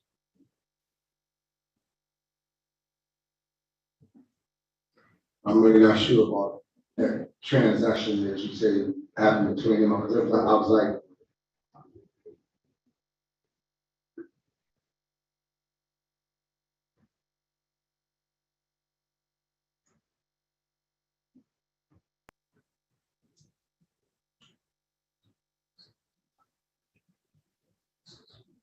Judge, maybe play back to the question. Okay, Your Honor, and I'm going to publish the event video starting at 3 hours and 8 minutes. That's some bullshit, bro. You ain't jumping with nobody, nigga. You off stove, bro. You on bullshit. Hey, man, you can't do that, bro. You can't. Let me off stove and kill you. Really get killed. Let me off the stove. Okay, you're tripping, bro. I'm just trying to hate you, baby.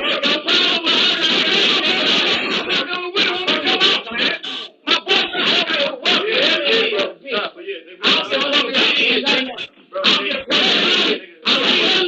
boy,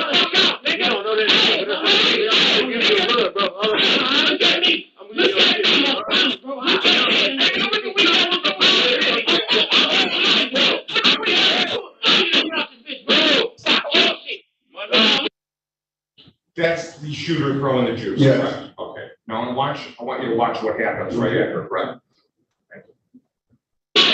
Run to the door, run to the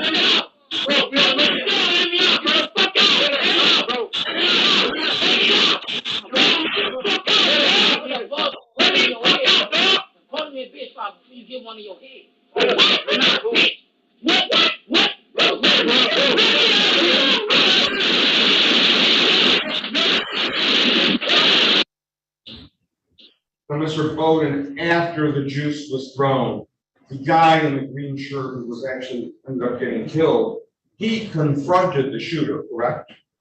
Yes, sir.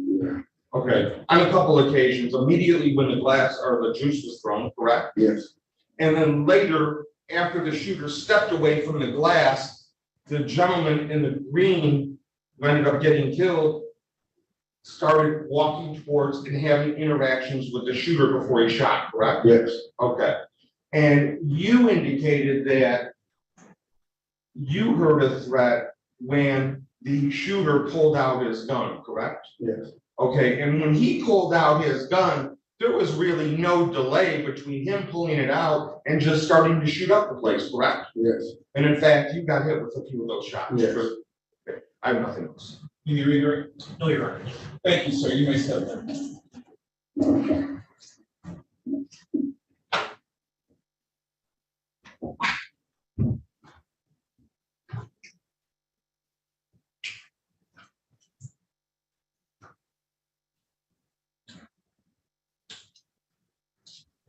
Your Honor, at this time, the people called David Winston.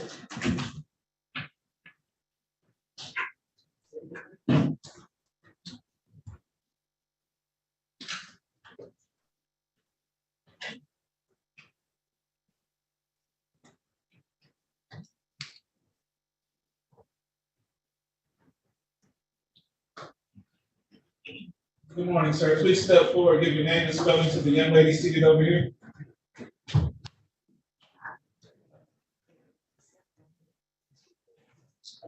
Please raise your right hand. You swear or affirm to tell the truth, the whole truth, and nothing but the truth, so help you God? Thank you, sir. Please have a seat in the witness box right next to me.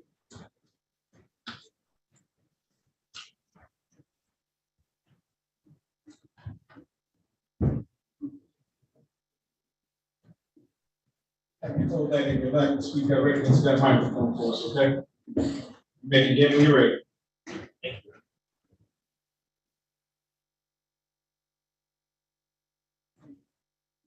Sir, could you please state and spell your first and last name correctly? DAVIDLANGSTO. Sir, I want to take you back to the early morning hours of May 6th of this year. On that particular day, did you happen to find yourself at the gas station at 12800 McNichols? And sir, that morning, when you went to that gas station, were you alone or were you with somebody else? I was with my best friend. And what's the name of your best friend? Gregory Kelly. Okay. And is Mr. Kelly still with us? Who is that? Sir, and I just want to have you look at the video that is published on the screen as People's Exhibit 2. Do you see the individual on the video? And this is for the record, timestamp 3 hours, 9 minutes, and 32 seconds. Do you see the individual wearing the light blue hoodie? Yeah, that's me. That's you? Okay. And directly next to you on the left, the individual in the green shirt with stripes, who's that? That's my brother, Gregory. That's Gregory Kelly. What brought you and Mr. Kelly to the gas station that morning? We were just getting some cigarettes and some blunts. Okay. And were the two of you alone or were you with anybody else? We have a female in the car with us. Okay, did she go into the gas station with you? She stayed in the car. When you got inside, did you happen to notice any other people inside the store? Yeah, so we walked right in, there was already an altercation going on. Oh, yeah. Okay. And as that kind of altercation played itself out, how intense would you say it got? Real intense. Bad. Did you at any point try to leave the store? The door wasn't unlocked yet, so we couldn't leave. When we walked towards the door, it was still locked. Okay, did you try to open the door? The door was still locked. When we walked towards the door here, before we got shot, the door was still locked. Well, what I'm asking is at some point during the incident, did you try to leave the store? Right after you walked from the counter, yeah. You walked towards the door. You walked towards the door first, and I came following. Okay, when you say here, you're referring to Mr. Kelly? Yes. Okay, and so I guess is it fair to say the two of you tried to leave but you weren't able to? Tried to leave, correct. We were trying to leave, but Okay. Did the two of you try to leave the store? yes, we tried, but we got shot. Were you able to leave the store? No, I wasn't able to leave the store inside. I got shot. Other than because you were shot, was there any other reason you weren't able to leave the store? The door was locked.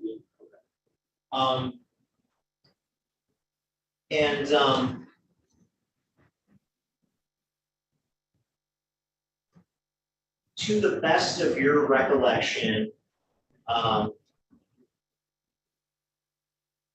do you recall hearing anybody inside the store making any sort of specific threats? Yes, I did. And was it just one person making threats or multiple people? One person. And who was the person that made threats? Samuel. Would that be the shooter that you're referring to? Okay. Did you know him at all before this incident? We don't know. And what sort of threats did you hear him make? Objection, hearsay. I heard him say, "Don't shoot everybody if you don't lock the door." If you could withhold your answer until we deal with the objection. Again, Your Honor, the people's position is that an out-of-court statement that constitutes a threat is not, it's just not hearsay. It's categorically not hearsay. It's not like he's saying the shooter said the sky is blue, or the shooter said he had a 9mm. He's going to indicate that the shooter made a specific threat. A threat is not a statement that's capable of being true or false. It's not a statement that I'm offering the truth or falsity of the statement. I believe that generally a threat is going to qualify as an excited utterance or a present sense impression that would be carved out of the rule of hearsay. Mr. Nunn? George's hearsay isn't a present sense impression. Also, I mean, they're using it, they're going to use it if the court allows it for the truth of the matter asserted in the statement.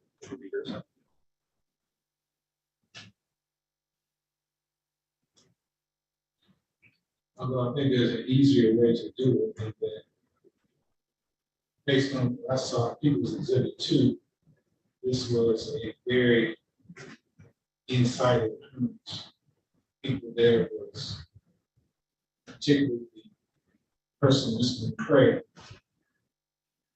We know that Mr. McCray was very excited, very angry. I think this qualifies as excited utterance. Thank you. And again, Mr. Langston, in terms of any specific threat that you heard the eventual shooter say, what was that threat, if you recall? He said he don't shoot everybody here. He didn't lock the door. And do you remember at what point during the overall sequence of events that he said that? He said it right before he shot us, but it was a lot of yelling going on, so everybody was yelling, all was yelling at the car to let us out. I think made that threat, we just trying to get out. She was nothing. I turned around and said, "Hey man, what got nothing to do with this? Don't shoot us." Like, And when you heard him say that, do you remember where he, as in the eventual shooter, he was still standing at the door. I'm sorry. He was still standing at the door when he said it. Okay, and do you remember where you were positioned when he said that? I was at the counter. Yeah. And do you remember at some point something being thrown by somebody in the store? I ain't gonna get thrown. Okay. Not that I know of. I was at the register, you know, turned around, started getting shots. If you took a look at the video, do you think that could help refresh your recollection as to what happened? And Your Honor, if I could just publish and to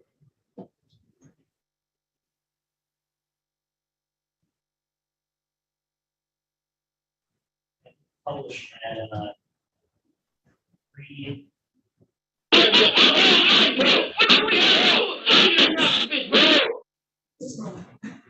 Okay, you said you're gonna publish it 308 what? 30837. Okay, thank you. And sir, during that brief portion that I just played, were you able to see that? Okay. A lot going on. There was a lot of yelling. Did you see something get thrown during that? We didn't see nothing thrown. I ain't seen nothing thrown. Yeah.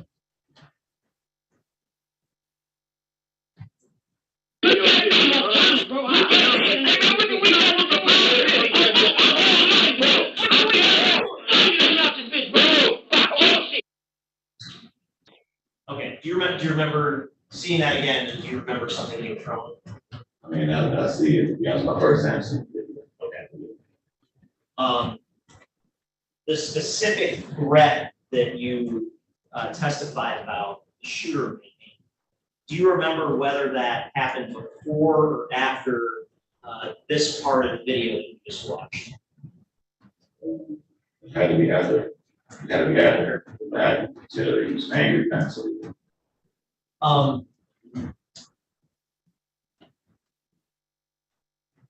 At some point, did it come to your attention that the shooter was potentially armed with a handgun? Yeah, I saw it. I saw it when I walked in. Okay. And I saw it already. I already saw it. Can you describe what exactly you saw when you walked into the store? I saw it black. He had it on his hip. I saw it. The shirt was up, so I saw it a little bit. That's how he had a gun on. Okay. And sir, can you describe during the course of the shooting, did you sustain any injuries? Yes, I did. And how were you injured? He shot me 3 times. And where were you shot? My hand and my side and my back. Okay, and did you get treated for those wounds at the hospital? Say it again. Did you get treated for those wounds at the hospital? Yeah, I had surgery to get the blood removed out of my hand.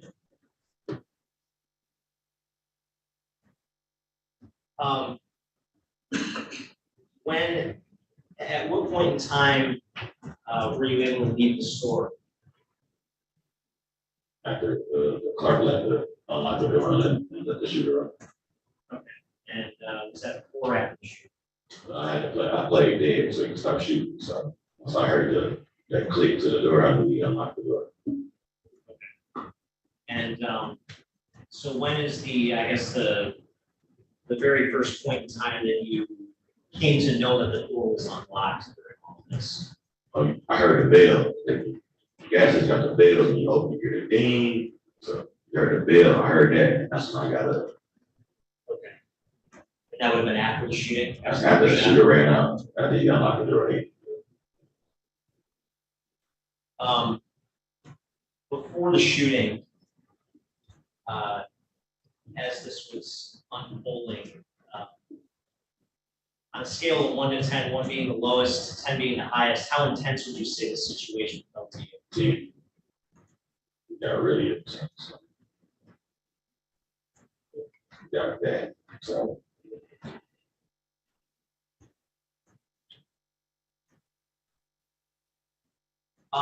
During the disagreement that was going on, with the shooter, did you come to have an understanding of what the disagreement was about? Yeah. I already knew what it was about when we walked in. And what was your understanding of what it was about? The clerk said he was still. And did you do anything to try to help out with the situation? We tried. Go ahead, they don't, go ahead, don't do nothing to us. Yeah, he already had to make up his mind, it seemed like. Okay.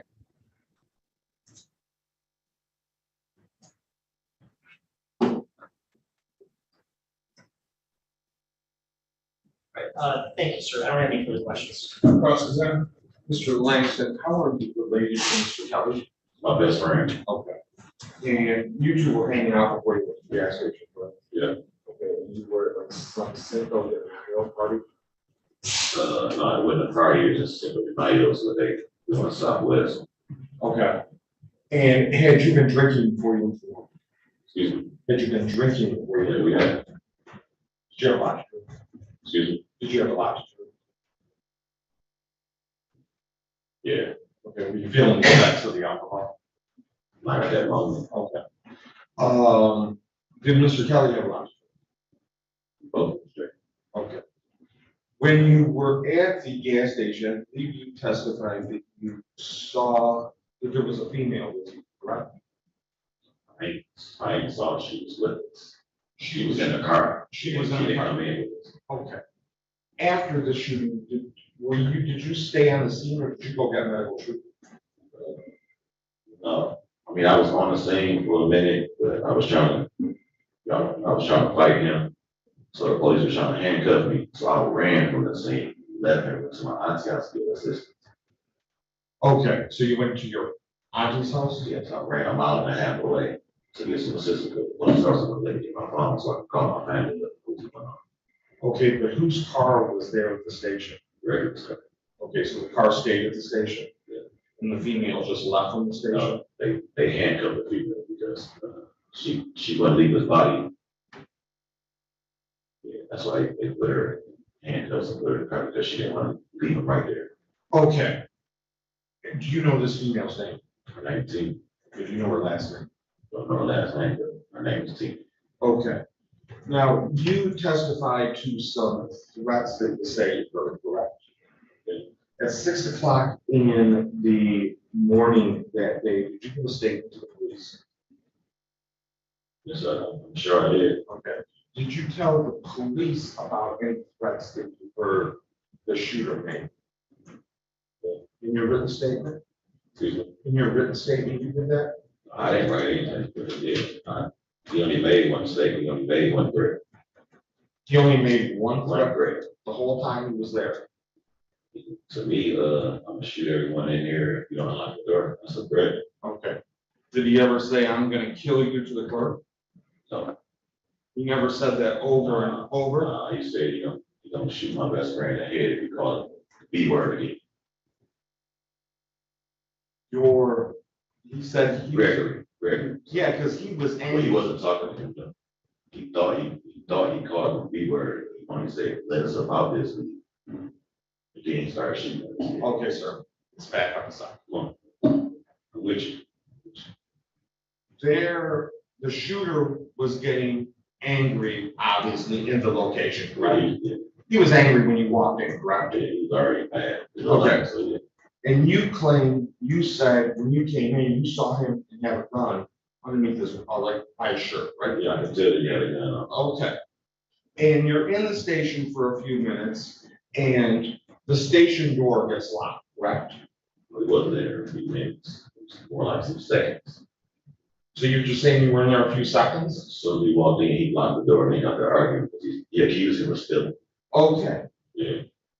Did you ever physically try to leave while the door was locked? No. Okay. Did you ever put your hand on the door to confirm that the door was locked? We just heard the lock click. Okay, so you're assuming by the sound that the door was locked the whole time until after the shooting, right? No, Samuel was already trying to get out. That's how we knew the door was locked already. Okay.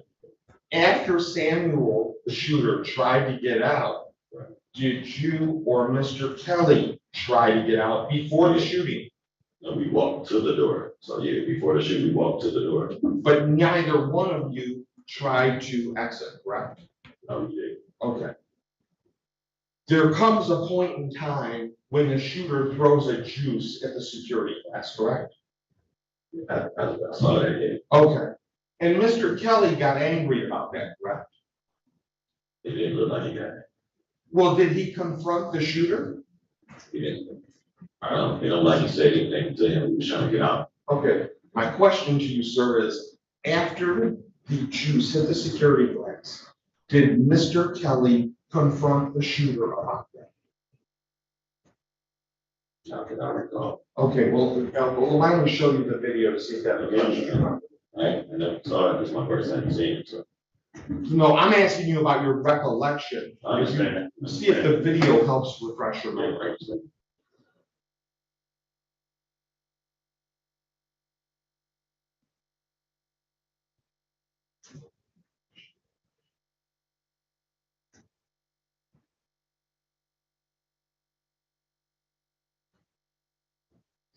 Your Honor, I'm going to start publishing the video.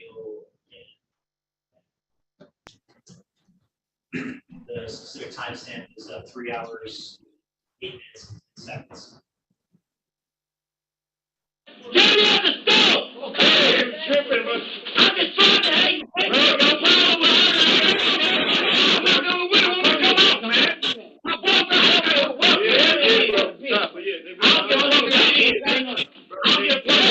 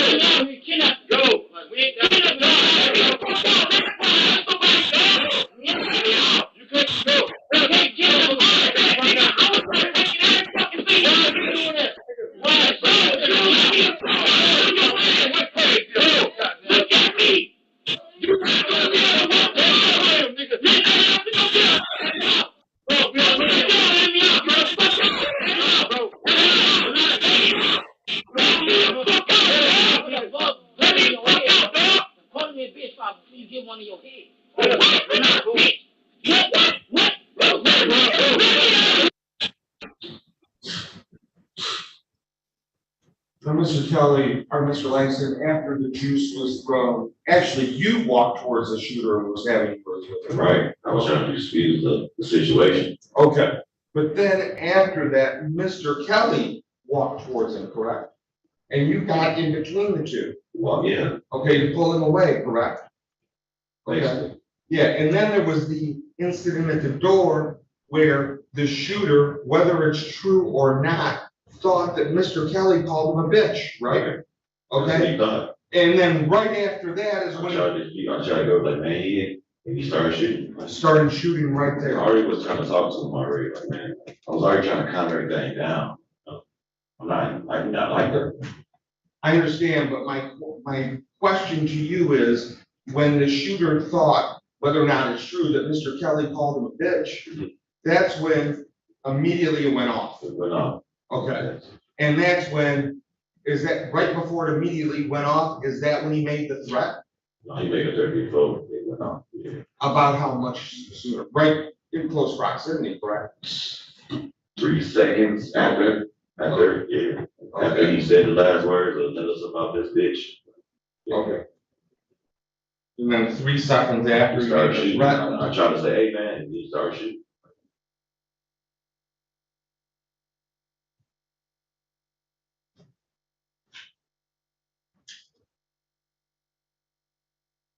May I approach the witness, Your Honor? Okay.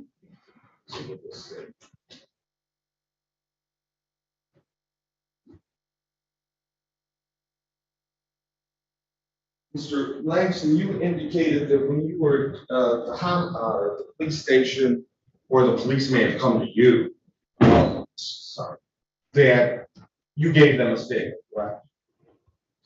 And you were being Yes. completely truthful with that, correct? I mean, at that moment, yeah. Okay, but I was drinking, but Okay. There was an officer writing down what you were saying, correct?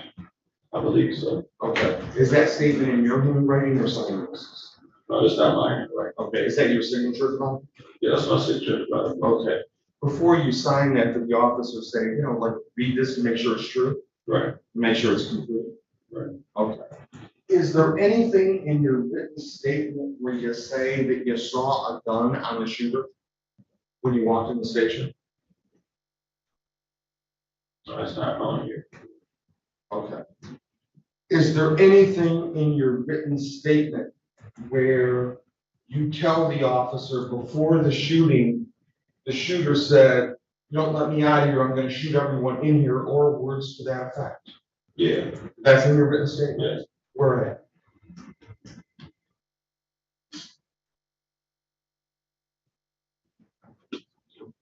I had a couple police officers come get statements from me when I was in high school. So yeah.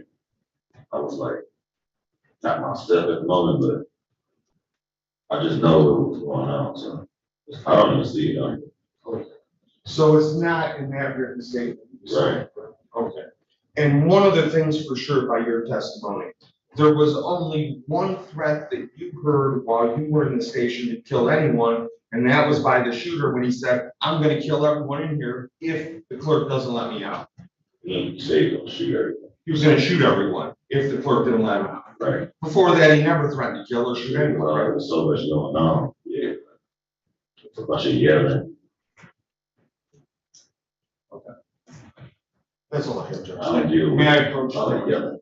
Can you redirect, Mr. Nelson? No, Your Honor, thank Sir, let me ask you this. You said that you knew the door was locked because you heard it click. Is that right? Yes. And when you walked in, I heard it click, Did you see anyone else trying to get out? just to shoot. You saw the shooter trying to get out, and was he able to get out? No, the door was locked. The door was locked. And is that the reason you didn't even try to get out yourself? Because we knew we couldn't get out already, he wasn't making a threat. The door was locked. He couldn't let Did you you. ask the clerk to let you out? I mean, we were yelling like, "Man, let us out here." We got How nothing to many do. times did you ask him to let you out? I can't recall, but we were yelling like, "Man, let us out of here." Like, All right, the clerk you're referring to, do you see that person in the courtroom today? yes, I do. Can you point to us and tell us what he's wearing? All black, some glasses. Record should reflect that the witness has identified the defendant, Al Hassan Ali Ayash. Any questions based on my questions? No, Your Honor. Thank you, sir. You missed that.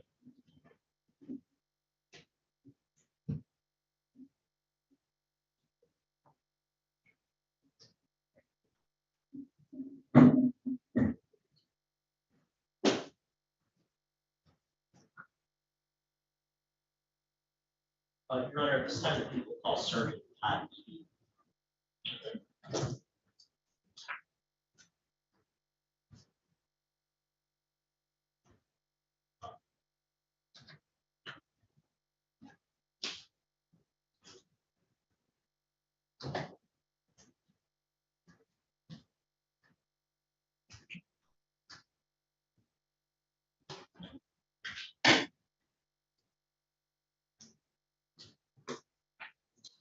Good morning, sir. Please step forward. Give your name and spelling to the court reporter over there.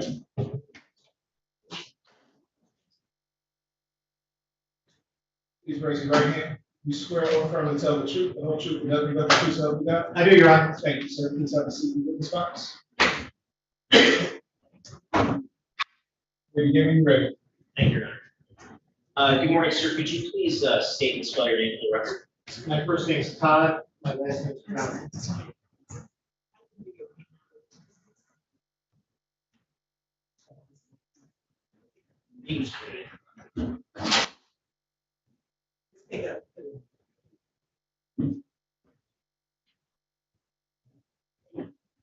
Okay, sir, if you could please state and spell your name for the record. First name is Todd, last name is pronounced Edy, spelled E-D-Y. And sir, what do you do for a living? I am a police officer for the city of Detroit. My rank is sergeant. I'm currently assigned, or was formerly assigned, to the Homicide Task Force. And in connection with your assignment to the Homicide Task Force, were you involved into in the investigation of an incident that happened on May 6th at a gas station at 12800 McNichols? I was. And what was, just in general terms, your involvement in that homicide investigation? I conducted an interview with the defendant. Okay. And where did that interview take place? Inside the gas station, behind the front counter at 12800 West McNichols, the mobile gas station. And when did that interview take place? On May 6th, a couple hours after the shooting. Okay. And when you say the defendant, you interviewed him, just for the record, could you just indicate whether or not you see him in the courtroom today? I do. And could you just point him out and describe what he's wearing? El Hassan Ayash, he's wearing a dark colored suit, dark colored hair, glasses, sitting in the back pew. Your Honor, if the record could reflect that the witnesses identified Mr. Ash. So moved. And Sergeant Edy, when you interviewed the defendant, what was your purpose in interviewing him at that point? When I arrived at the scene, I met with Lieutenant Sanchez of Michigan State Police, and he gave me a brief narrative or description of what had occurred. At that point, he directed me to the defendant to conduct an interview. Okay. And now, during the course of this interview, was the defendant at that time a suspect in the shooting? He was not. Was he in any way, I guess, deemed a target of your investigation at that time? He was not. There were no custodial restrictions on him. He was simply being interviewed as a witness at that point. Okay. And when you say no custodial restrictions, what do you mean by that? Meaning, there was no custody control. He had the opportunity to leave at any point. As a matter of fact, after the interview, I do know he left his own free will. Okay. And this particular interview, did you happen to record it on body worn camera? I did that. It was recorded, not on body worn camera. Okay. And how was it recorded?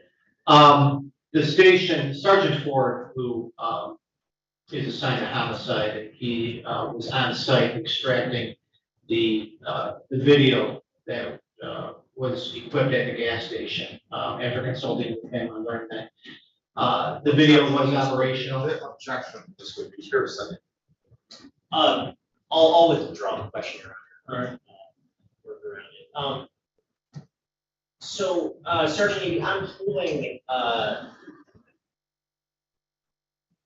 disc. Let me ask you this. At some point after the interview with the defendant, did you have an opportunity to review some surveillance footage? I did. And does that surveillance footage capture the interview that you conducted? Yes, sir. And this particular interview, was it one interview or multiple interviews? It was a two-part interview. The first interview was conducted, and then I spoke to Lieutenant Roberson, who provided me some information, and instructed me to ask some follow-up questions. So a short period of time after that first interview, the second part was conducted. And I'm holding what's been marked as people's proposed exhibit 3 disc. Is it your understanding that this disc contains the footage of your discussion with the defendant back on May 6th of 2023? Yes, sir. And that footage, does that fairly and accurately depict your interaction with the defendant? Yes, sir. And is the audio, I guess, is the audio clear at all times in it? Appeared to be. Okay, sir. Your Honor, with that, I would move to admit people's proposed exhibit 3. Any objection? Admit? Well, I mean, we could see the video, if I could reserve my right to make an objection and ask that it be stricken if there's something wrong. Fair enough, Your Honor. I'm going to publish just a few minutes of it, Your Honor, and if there's anything else that Mr. Connick wants to. So we're admitting the whole thing, there's portions of you like direct presentation to. Okay. May proceed. Thank you, Your Honor. And I'm going to start by publishing a file on exhibit 3 that is starts with the letters B12 and ends with the numbers 758.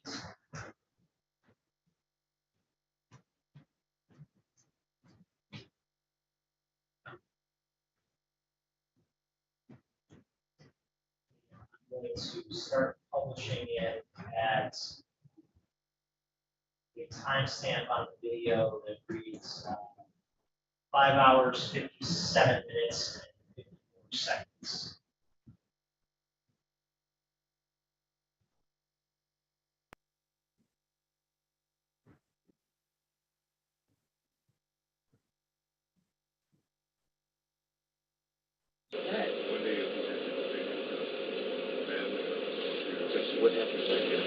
Yeah,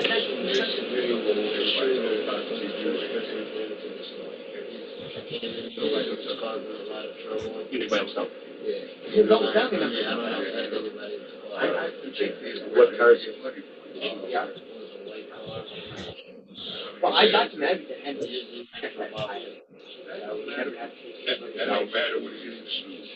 Yeah, well, you're absolutely right. You're absolutely right. I know there's some background noise that I think interferes with the audio. So let me just ask you this. As you're looking at the video on exhibit 3 that's depicted, who is shown in the video right now? Myself. Okay, and is this the first part of the interview or the second part of the sort of follow-up interview? That would be the first part. Okay, and during this first part of the interview, did you ask the defendant anything about the door being locked? No, I did not. Were you aware about any information surrounding the door being locked? No, I was not. Did you ask the defendant to provide a description of the incident that transpired? Yes, I did. And did the defendant provide a description of that incident? Yes, he did. Did the defendant during this interview mention anything about the door being locked? No, he did not. Okay. Now, during the follow-up interview you conducted with the defendant, did you ask him specifically about the door being locked? I did. And at that point, did the defendant acknowledge that he had in fact locked the door during the course of the incident? Yes, he did. Okay, and the second statement, the follow-up statement, was that a statement that was reduced to writing? Yes, it was. And did you fill out a statement form with, questions that you posed to the defendant? Yes, I did. And does that form have, answers that you filled in? Yes, And, in terms of those questions and answers, did you ask the defendant to review, the form for completeness and accuracy? I did. And the defendant, did he sign the form? He did. And I'm holding what's been marked as, People's Proposed Exhibit 4. If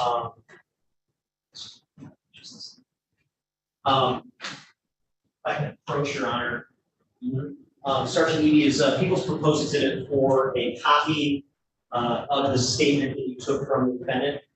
Yes, it is. And is that a fair and accurate copy of that statement form? Yes, it is. And does that form contain his signature adopting the statement?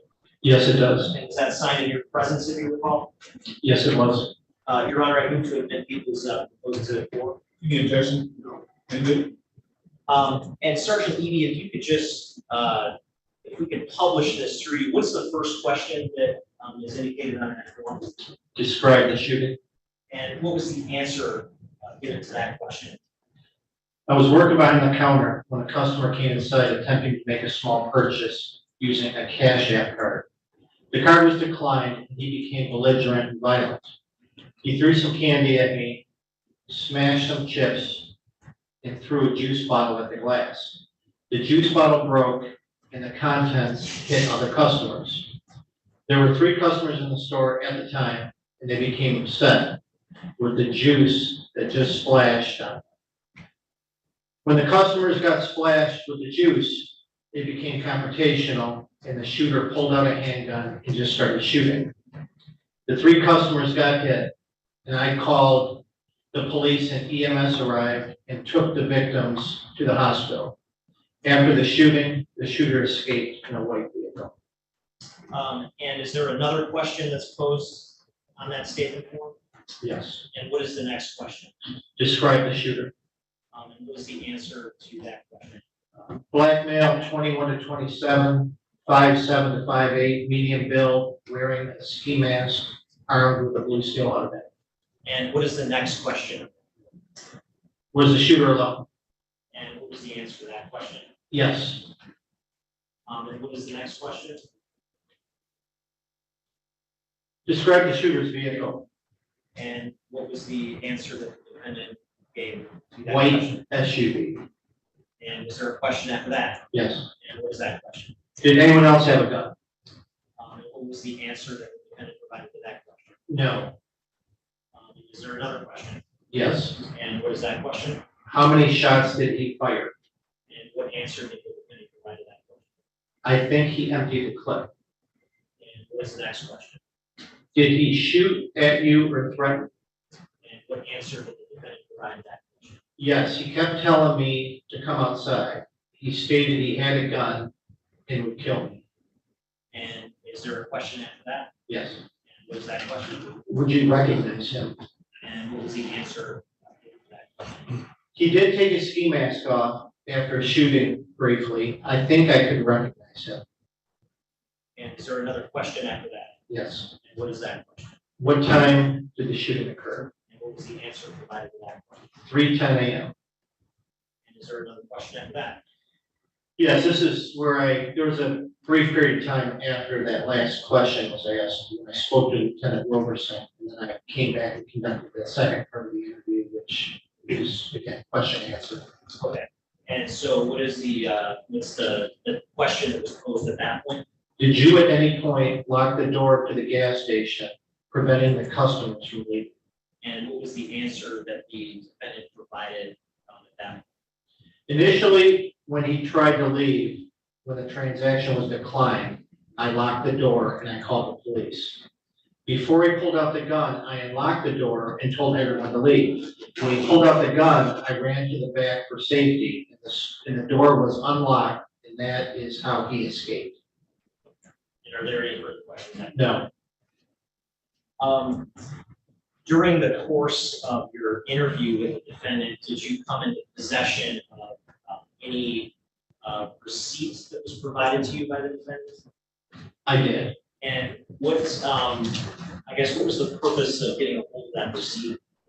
To authenticate, part of the defendant's story and, to make an attempt to provide an identity to the shooter through that transaction. Okay, and the receipt, I guess that purport to be the receipt involving the transaction sort of an issue in this overall incident?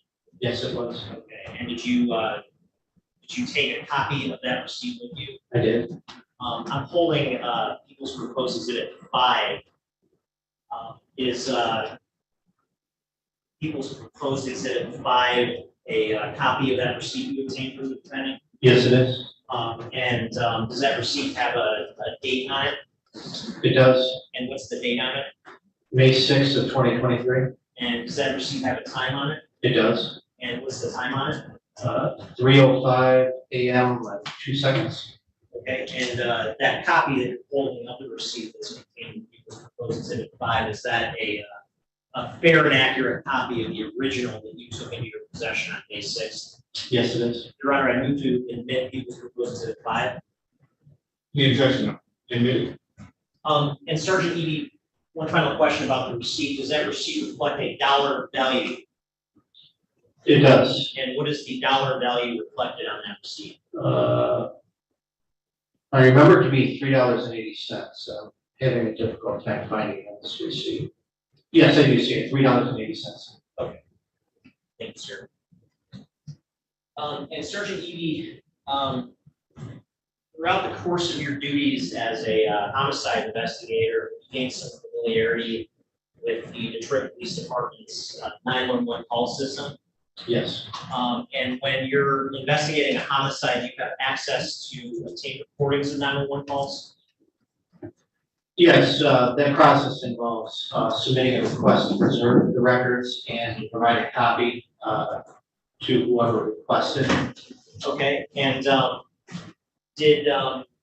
as far as you know, in connection with this specific investigation, 911 calls requested and preserved? Yes, they were. And did I ask you to review a couple of 911 calls? You did. And is it your understanding that those calls are obtained on this disc that I'm holding, which has been marked as People's Proposed Exhibit 6? That's correct. And on those recordings contained on People's Proposed Exhibit 6, do you recognize a voice that's familiar to you? I do. And what's the basis of your familiarity with that voice? That was the voice that I recognized to be the defendant's on the two separate calls that were contained in the 911 tapes. Okay, and is your familiarity with this voice based on your interview of him on scene on May 6th? Yes, additionally, he had told me that he had called 911. Okay. Your Honor, with that, I would move to admit People's Proposed Exhibit 6, which is the 911 calls. Any objection? Admitted. And Your Honor, may I publish? Yes.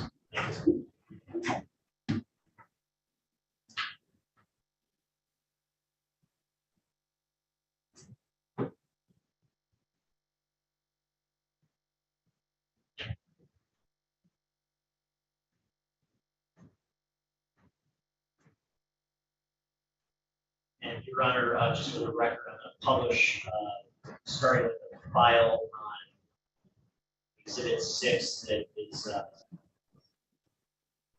labeled as 12800 West McNichols 1.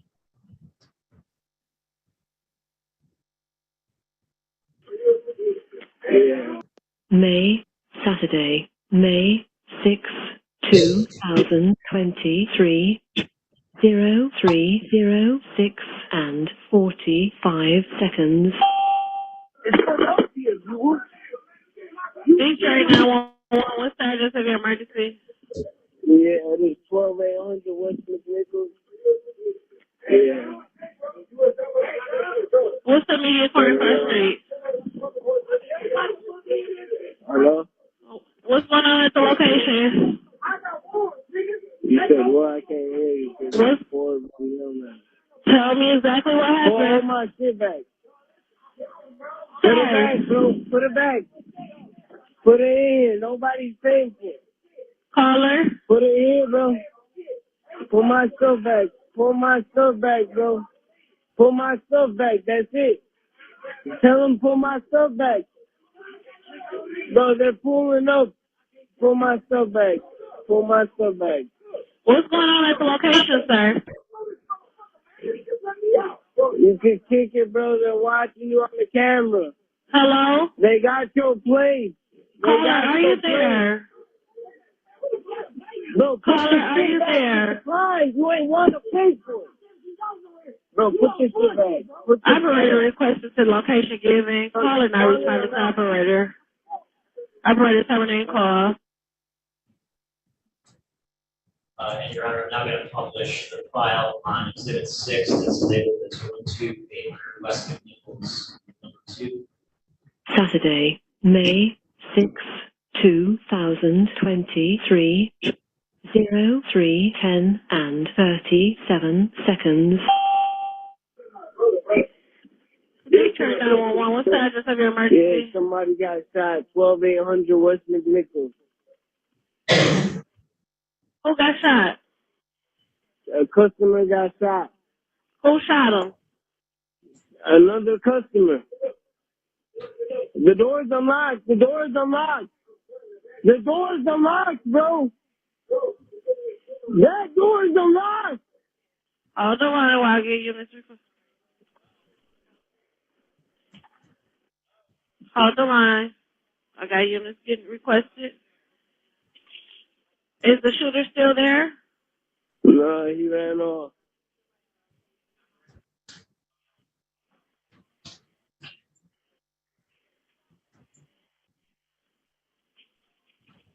Are you with the patient now? No, he's on the ground. Okay, where is he at? Is he in the gas station or outside? Yes, he's in the gas station on the floor. He got shot. How old is the patient? We need somebody. I don't know. I already have units requested. To kind of lift him up. How old do he look, sir? Like 30. Is he awake? No, he's not awake. They're trying. His people are. Is he breathing? I don't know. I'm not outside. I can't go outside. I can't leave behind the counter. Okay, can you look at him and see if he's breathing? Someone is trying to help him up.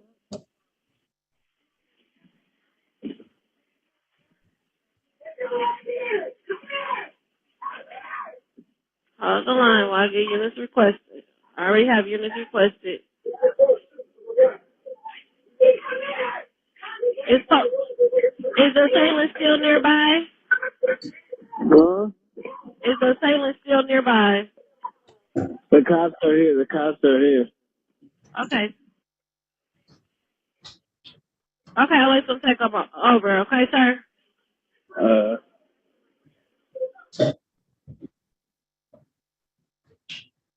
Thank you, sir. Constantine?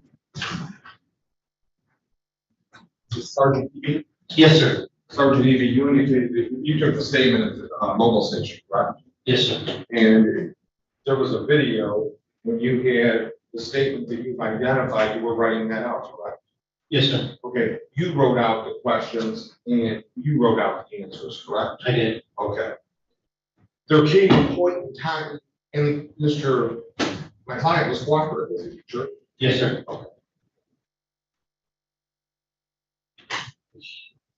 During that questioning, you asked him what happened, you asked him questions, he gave you the answers, and you wrote them down, true? Yes, sir. Now, in your course as a homicide detective and sergeant, you've taken multiple statements from the same people, the same witnesses on different occasions, correct?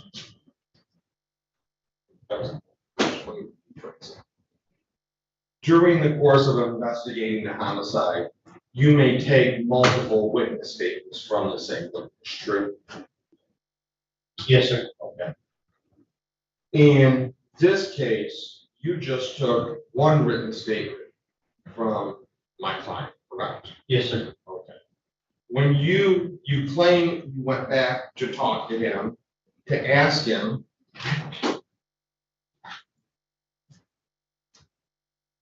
Did you at any point lock the door to the gas station, preventing the customer from leaving? You put that on the first written statement that you wrote out, correct? Yes, sir. Okay, you didn't start a new statement, correct? No, I did not. Okay. Did you ever ask him before that question whether or not the door was locked? I did not. Okay. And he was at the scene of a homicide where there was a body, correct? Yes, sir. And you went and you confirmed several of the things that he told you, did you not? Yes, sir. Okay, such as the receipt that was entered as an exhibit, correct? Yes, sir. Okay, and he also told you that he unlocked the door prior to the shooting, correct? Yes, sir. Okay, and there's a video that confirms that as well, correct? Yes, sir. And in fact, not only did he unlock the door, the video shows him saying, go on and shooing people out, correct? Yes, sir. And right after that is when the shooting occurred, correct?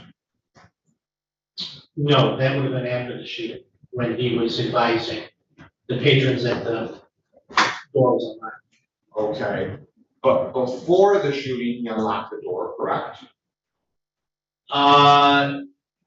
I'm not able to validate exactly when he unlocked the door. Well, you just a few moments ago indicated that you checked out the veracity of his statement in a few regards, correct? Yes, sir. And one example was the receipt, correct? Yes, sir. Another example that I asked you about was he told you that he unlocked the door before the shooting, and you said you confirmed that, correct? No, I did not confirm that. You did not review the video? I did review the video. Okay. And did you see I think it was 3:09, where he unlocked and he's making a motion like this? There's no timestamp as to when he unlocks that door. I can tell you that after the shooting, the defendant escaped out the door, so obviously it was unlocked at that point. But to sit there and identify the exact time when he unlocked the door, I have not done that. It's not possible. Okay. Did you look at the video to see if he made any movement towards the door lock before the shooting? That you can't see. I'm not familiar with I'm familiar now with where the door lock is, but back then I wasn't. That's not my question. My question is, did you review a video of my client behind the glass after he gave a statement? Yes. Okay. Did you see him at any point reach under the counter before the shooting and touch any buttons? The video does not show that. It does not show that? No, sir. Okay, well, we'll get to that in a minute. And did you at any point before the shooting see my client behind the security glass making a movement with his hand like this, like to go on? Yes, sir. Get it, go on. Yes, sir. Leave, get out of here. Correct? He's making the movement that you just described. Right, and that's before the shooting, correct? Yes. Okay.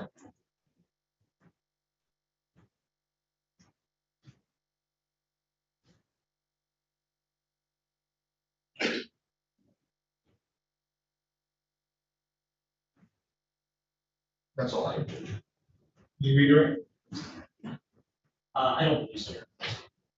So Sergeant Eby, you said that you're not able to pinpoint at what particular time the defendant unlocked the door. Is that right? No, the only thing that I can testify to, Your Honor, is that after the shooting, the defendant escaped out that same door. So at that point, I can tell you that I was obviously certain that it was unlocked.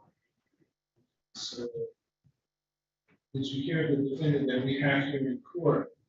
You said you saw him motion his hand. Did you hear him tell anyone that the door was unlocked or anything like that? He does use that language, but Was that before the shooting? that was after the shooting. Okay, did you hear him say anything like that before the shooting? I did The door not. was unlocked. Any questions based on my questions? Can I have one moment, Judge, because this may be a good time for the exhibit that I wanted to introduce as a video of that. Okay.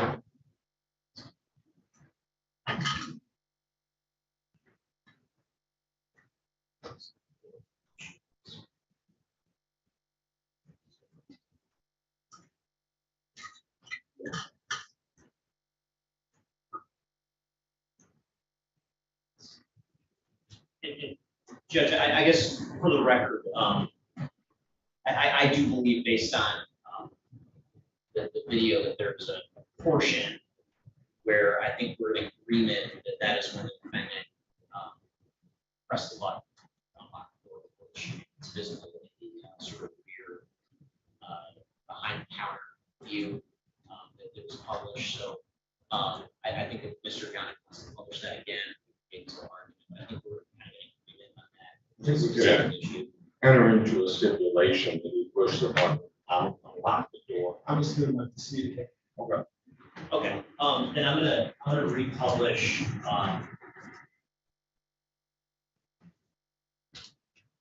exhibits. So it's exhibit 2 in the specific video is, it starts with D7 and ends 1724. And then, I'm gonna move to, I guess I'm gonna start at 3 minutes and, I'm sorry, 3 hours. And 9 minutes.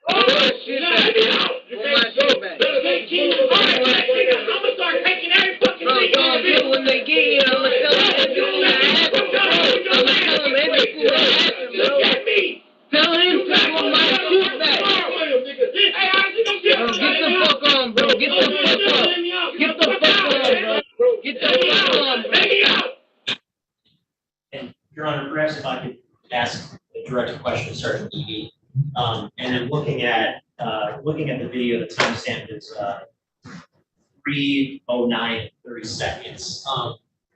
Sergeant Eby, do you see, I guess, where the defendant has his hand reached down below the cash register? I do. Based on your investigation, are you familiar with anything that happens to be in that area? The button's underneath there, but efforts for me to do, I guess, a functionality test and to try to obtain some type of timestamp as to when that door may have been unlocked, which it doesn't exist. So to say at what point that door is unlocked, yes, he makes a motion with his hand towards that area, but to say he successfully unlocked the door, I can't say that. Okay, fair enough.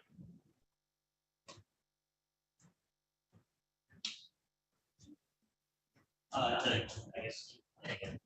Get the fuck on, bro. Get the fuck on, bro. Get the fuck on, bro. What?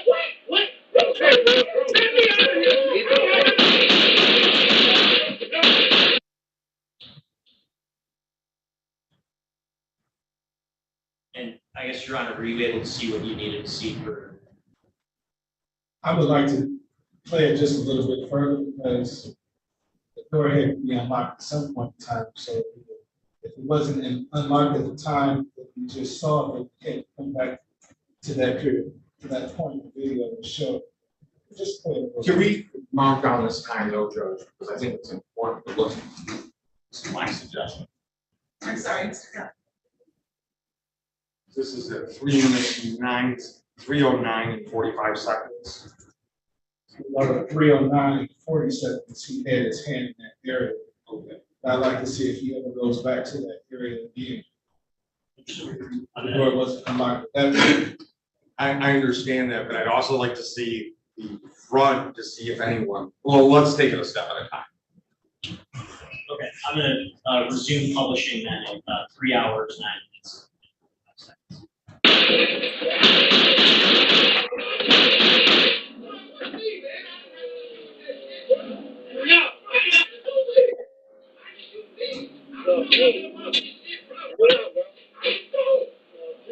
I don't know nothing, man.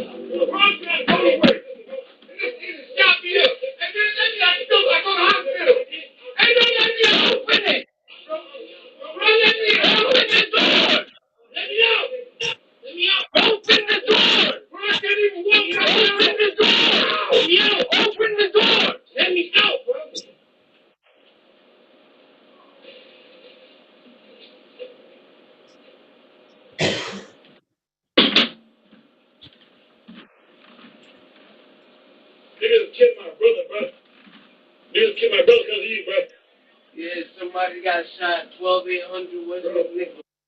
Okay, Your Honor, I'm stopping at 3 hours, 10 minutes, and 44 seconds. I think by this point, somebody has left, so I can answer some of those questions. It does. Any other questions for Sergeant Lee? No, Your Honor, not for me. Thank you, sir. You may speak.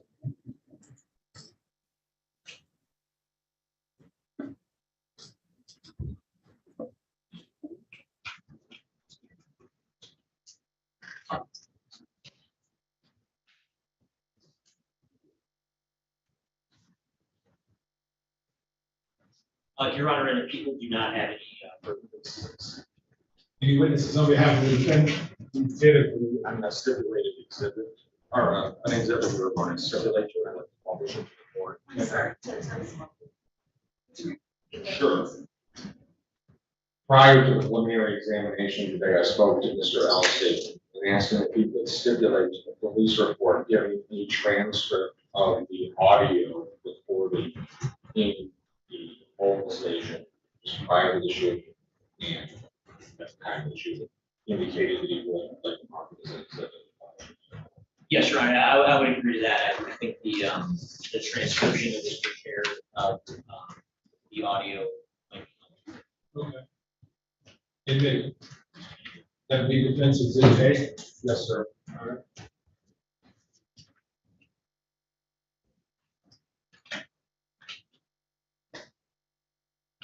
May I approach? Yes, please.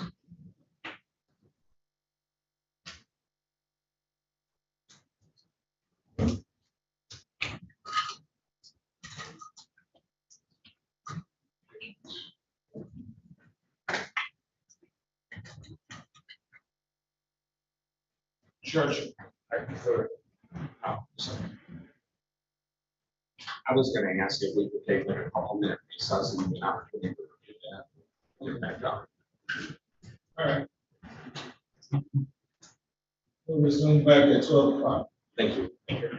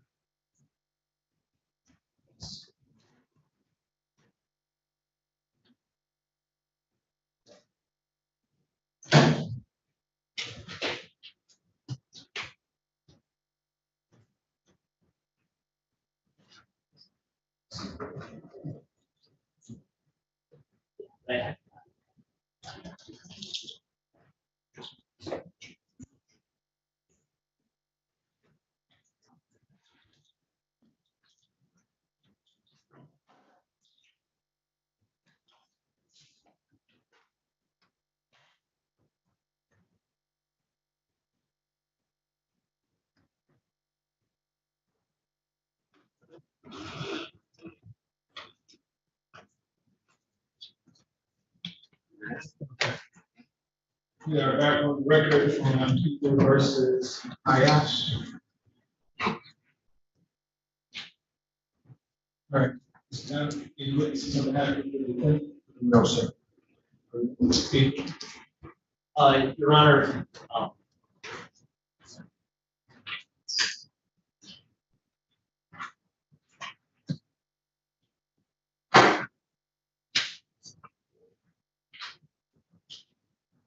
Your Honor, at this time, the people move for Mr. Ayash to be bound over as charged on the sole count of homicide, manslaughter, involuntary, as laid out in the complaint warrants and the post information. The specific act, the theory here is that the specific act of gross negligence is intentionally blocking the only available exit, thereby preventing Gregory Keller from escaping a dangerous situation where an angry customer was threatening to commit an act of violence. I think that obviously this is a tragic case that arises from a very unfortunate and unique set of circumstances. I think that we're probably in agreement on almost all of the facts here, except likely the specific threat that the shooter allegedly made, that Mr. Bowden and Mr. Langston indicated that the shooter said that he would kill everyone in the store if he was not let out. I think there's a dispute to that fact, but I think that largely everything else we're probably in agreement because of what's been captured on video. I want to start, that being the case, with cutting into the law, because I think the specific legal issue here that the court is going to be grappling with, I have to assume is going to be proximate causation, which is one of the elements of involuntary manslaughter. And I'm happy to address the other elements, but I think that that really gets to the heart of what the court's decision is going to be. And fortunately, there is recent case law on the very legal issue that we're confronted with here, which is whether another individual's intentional acts cut off proximate causation, or a superseding cause such that proximate causation is not met. And there is a recent published Court of Appeals opinion arising out of the Oxford shooting case that's People versus Crumbly, that it goes into very vivid detail on the legal principles. Obviously, it's a factually distinguishable case, but the legal principles of proximate causation in this context are quite vividly laid out in a way that I don't think any opinion under Michigan publication case law has done. And there's a couple of points that I want to highlight in that case, some rules of law that the Court of Appeals articulated. And one is that in assessing criminal liability for some harm, it is not necessary that the party convicted of a crime be the sole cause of that harm, only that he be a contributory cause that was a substantial factor in producing the harm. The criminal law does not require that there be but one proximate cause of harm found. Quite the contrary, all acts that approximately cause the harm are recognized by the law.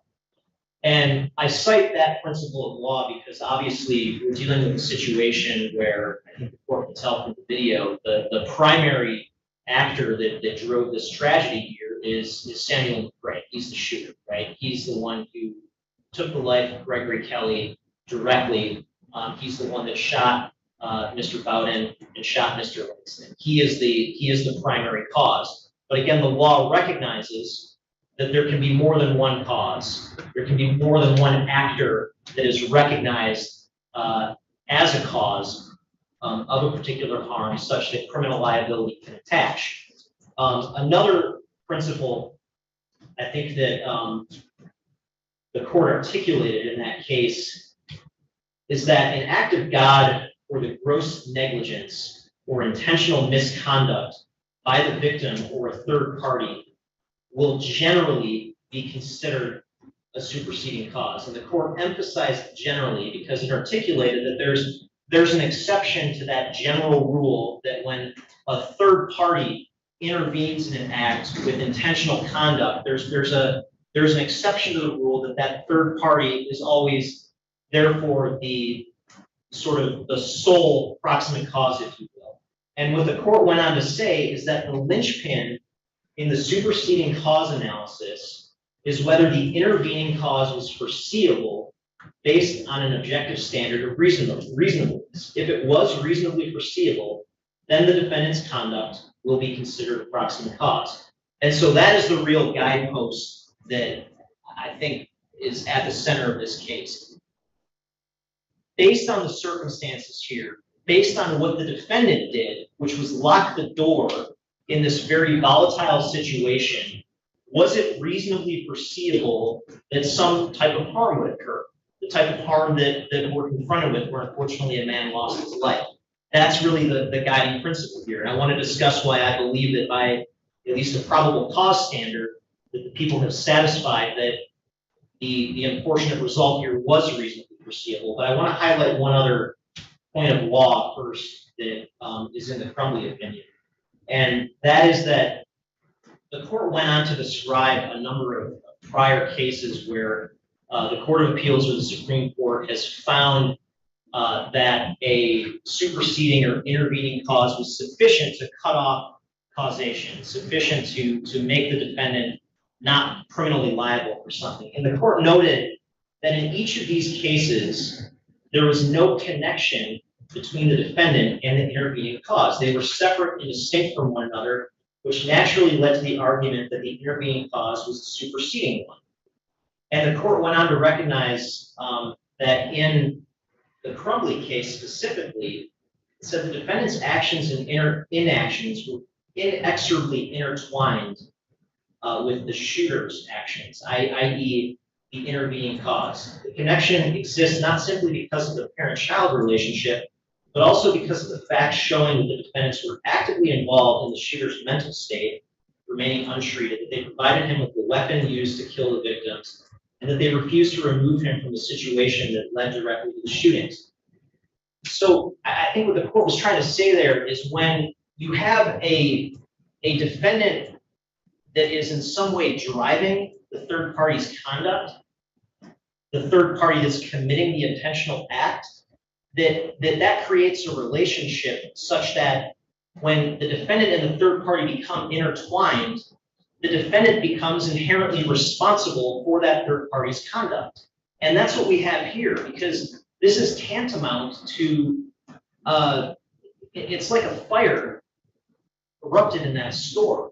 And the defendant's reaction was not only to lock the customers inside that store, but to essentially pour gasoline on the fire. I mean, you can hear him throughout the course of the video, essentially provoking Mr. McCray, escalating the situation. And I think it's by that escalation that his actions become intertwined with the shooters and that contribute to him being a proximate cause of the eventual death that happened.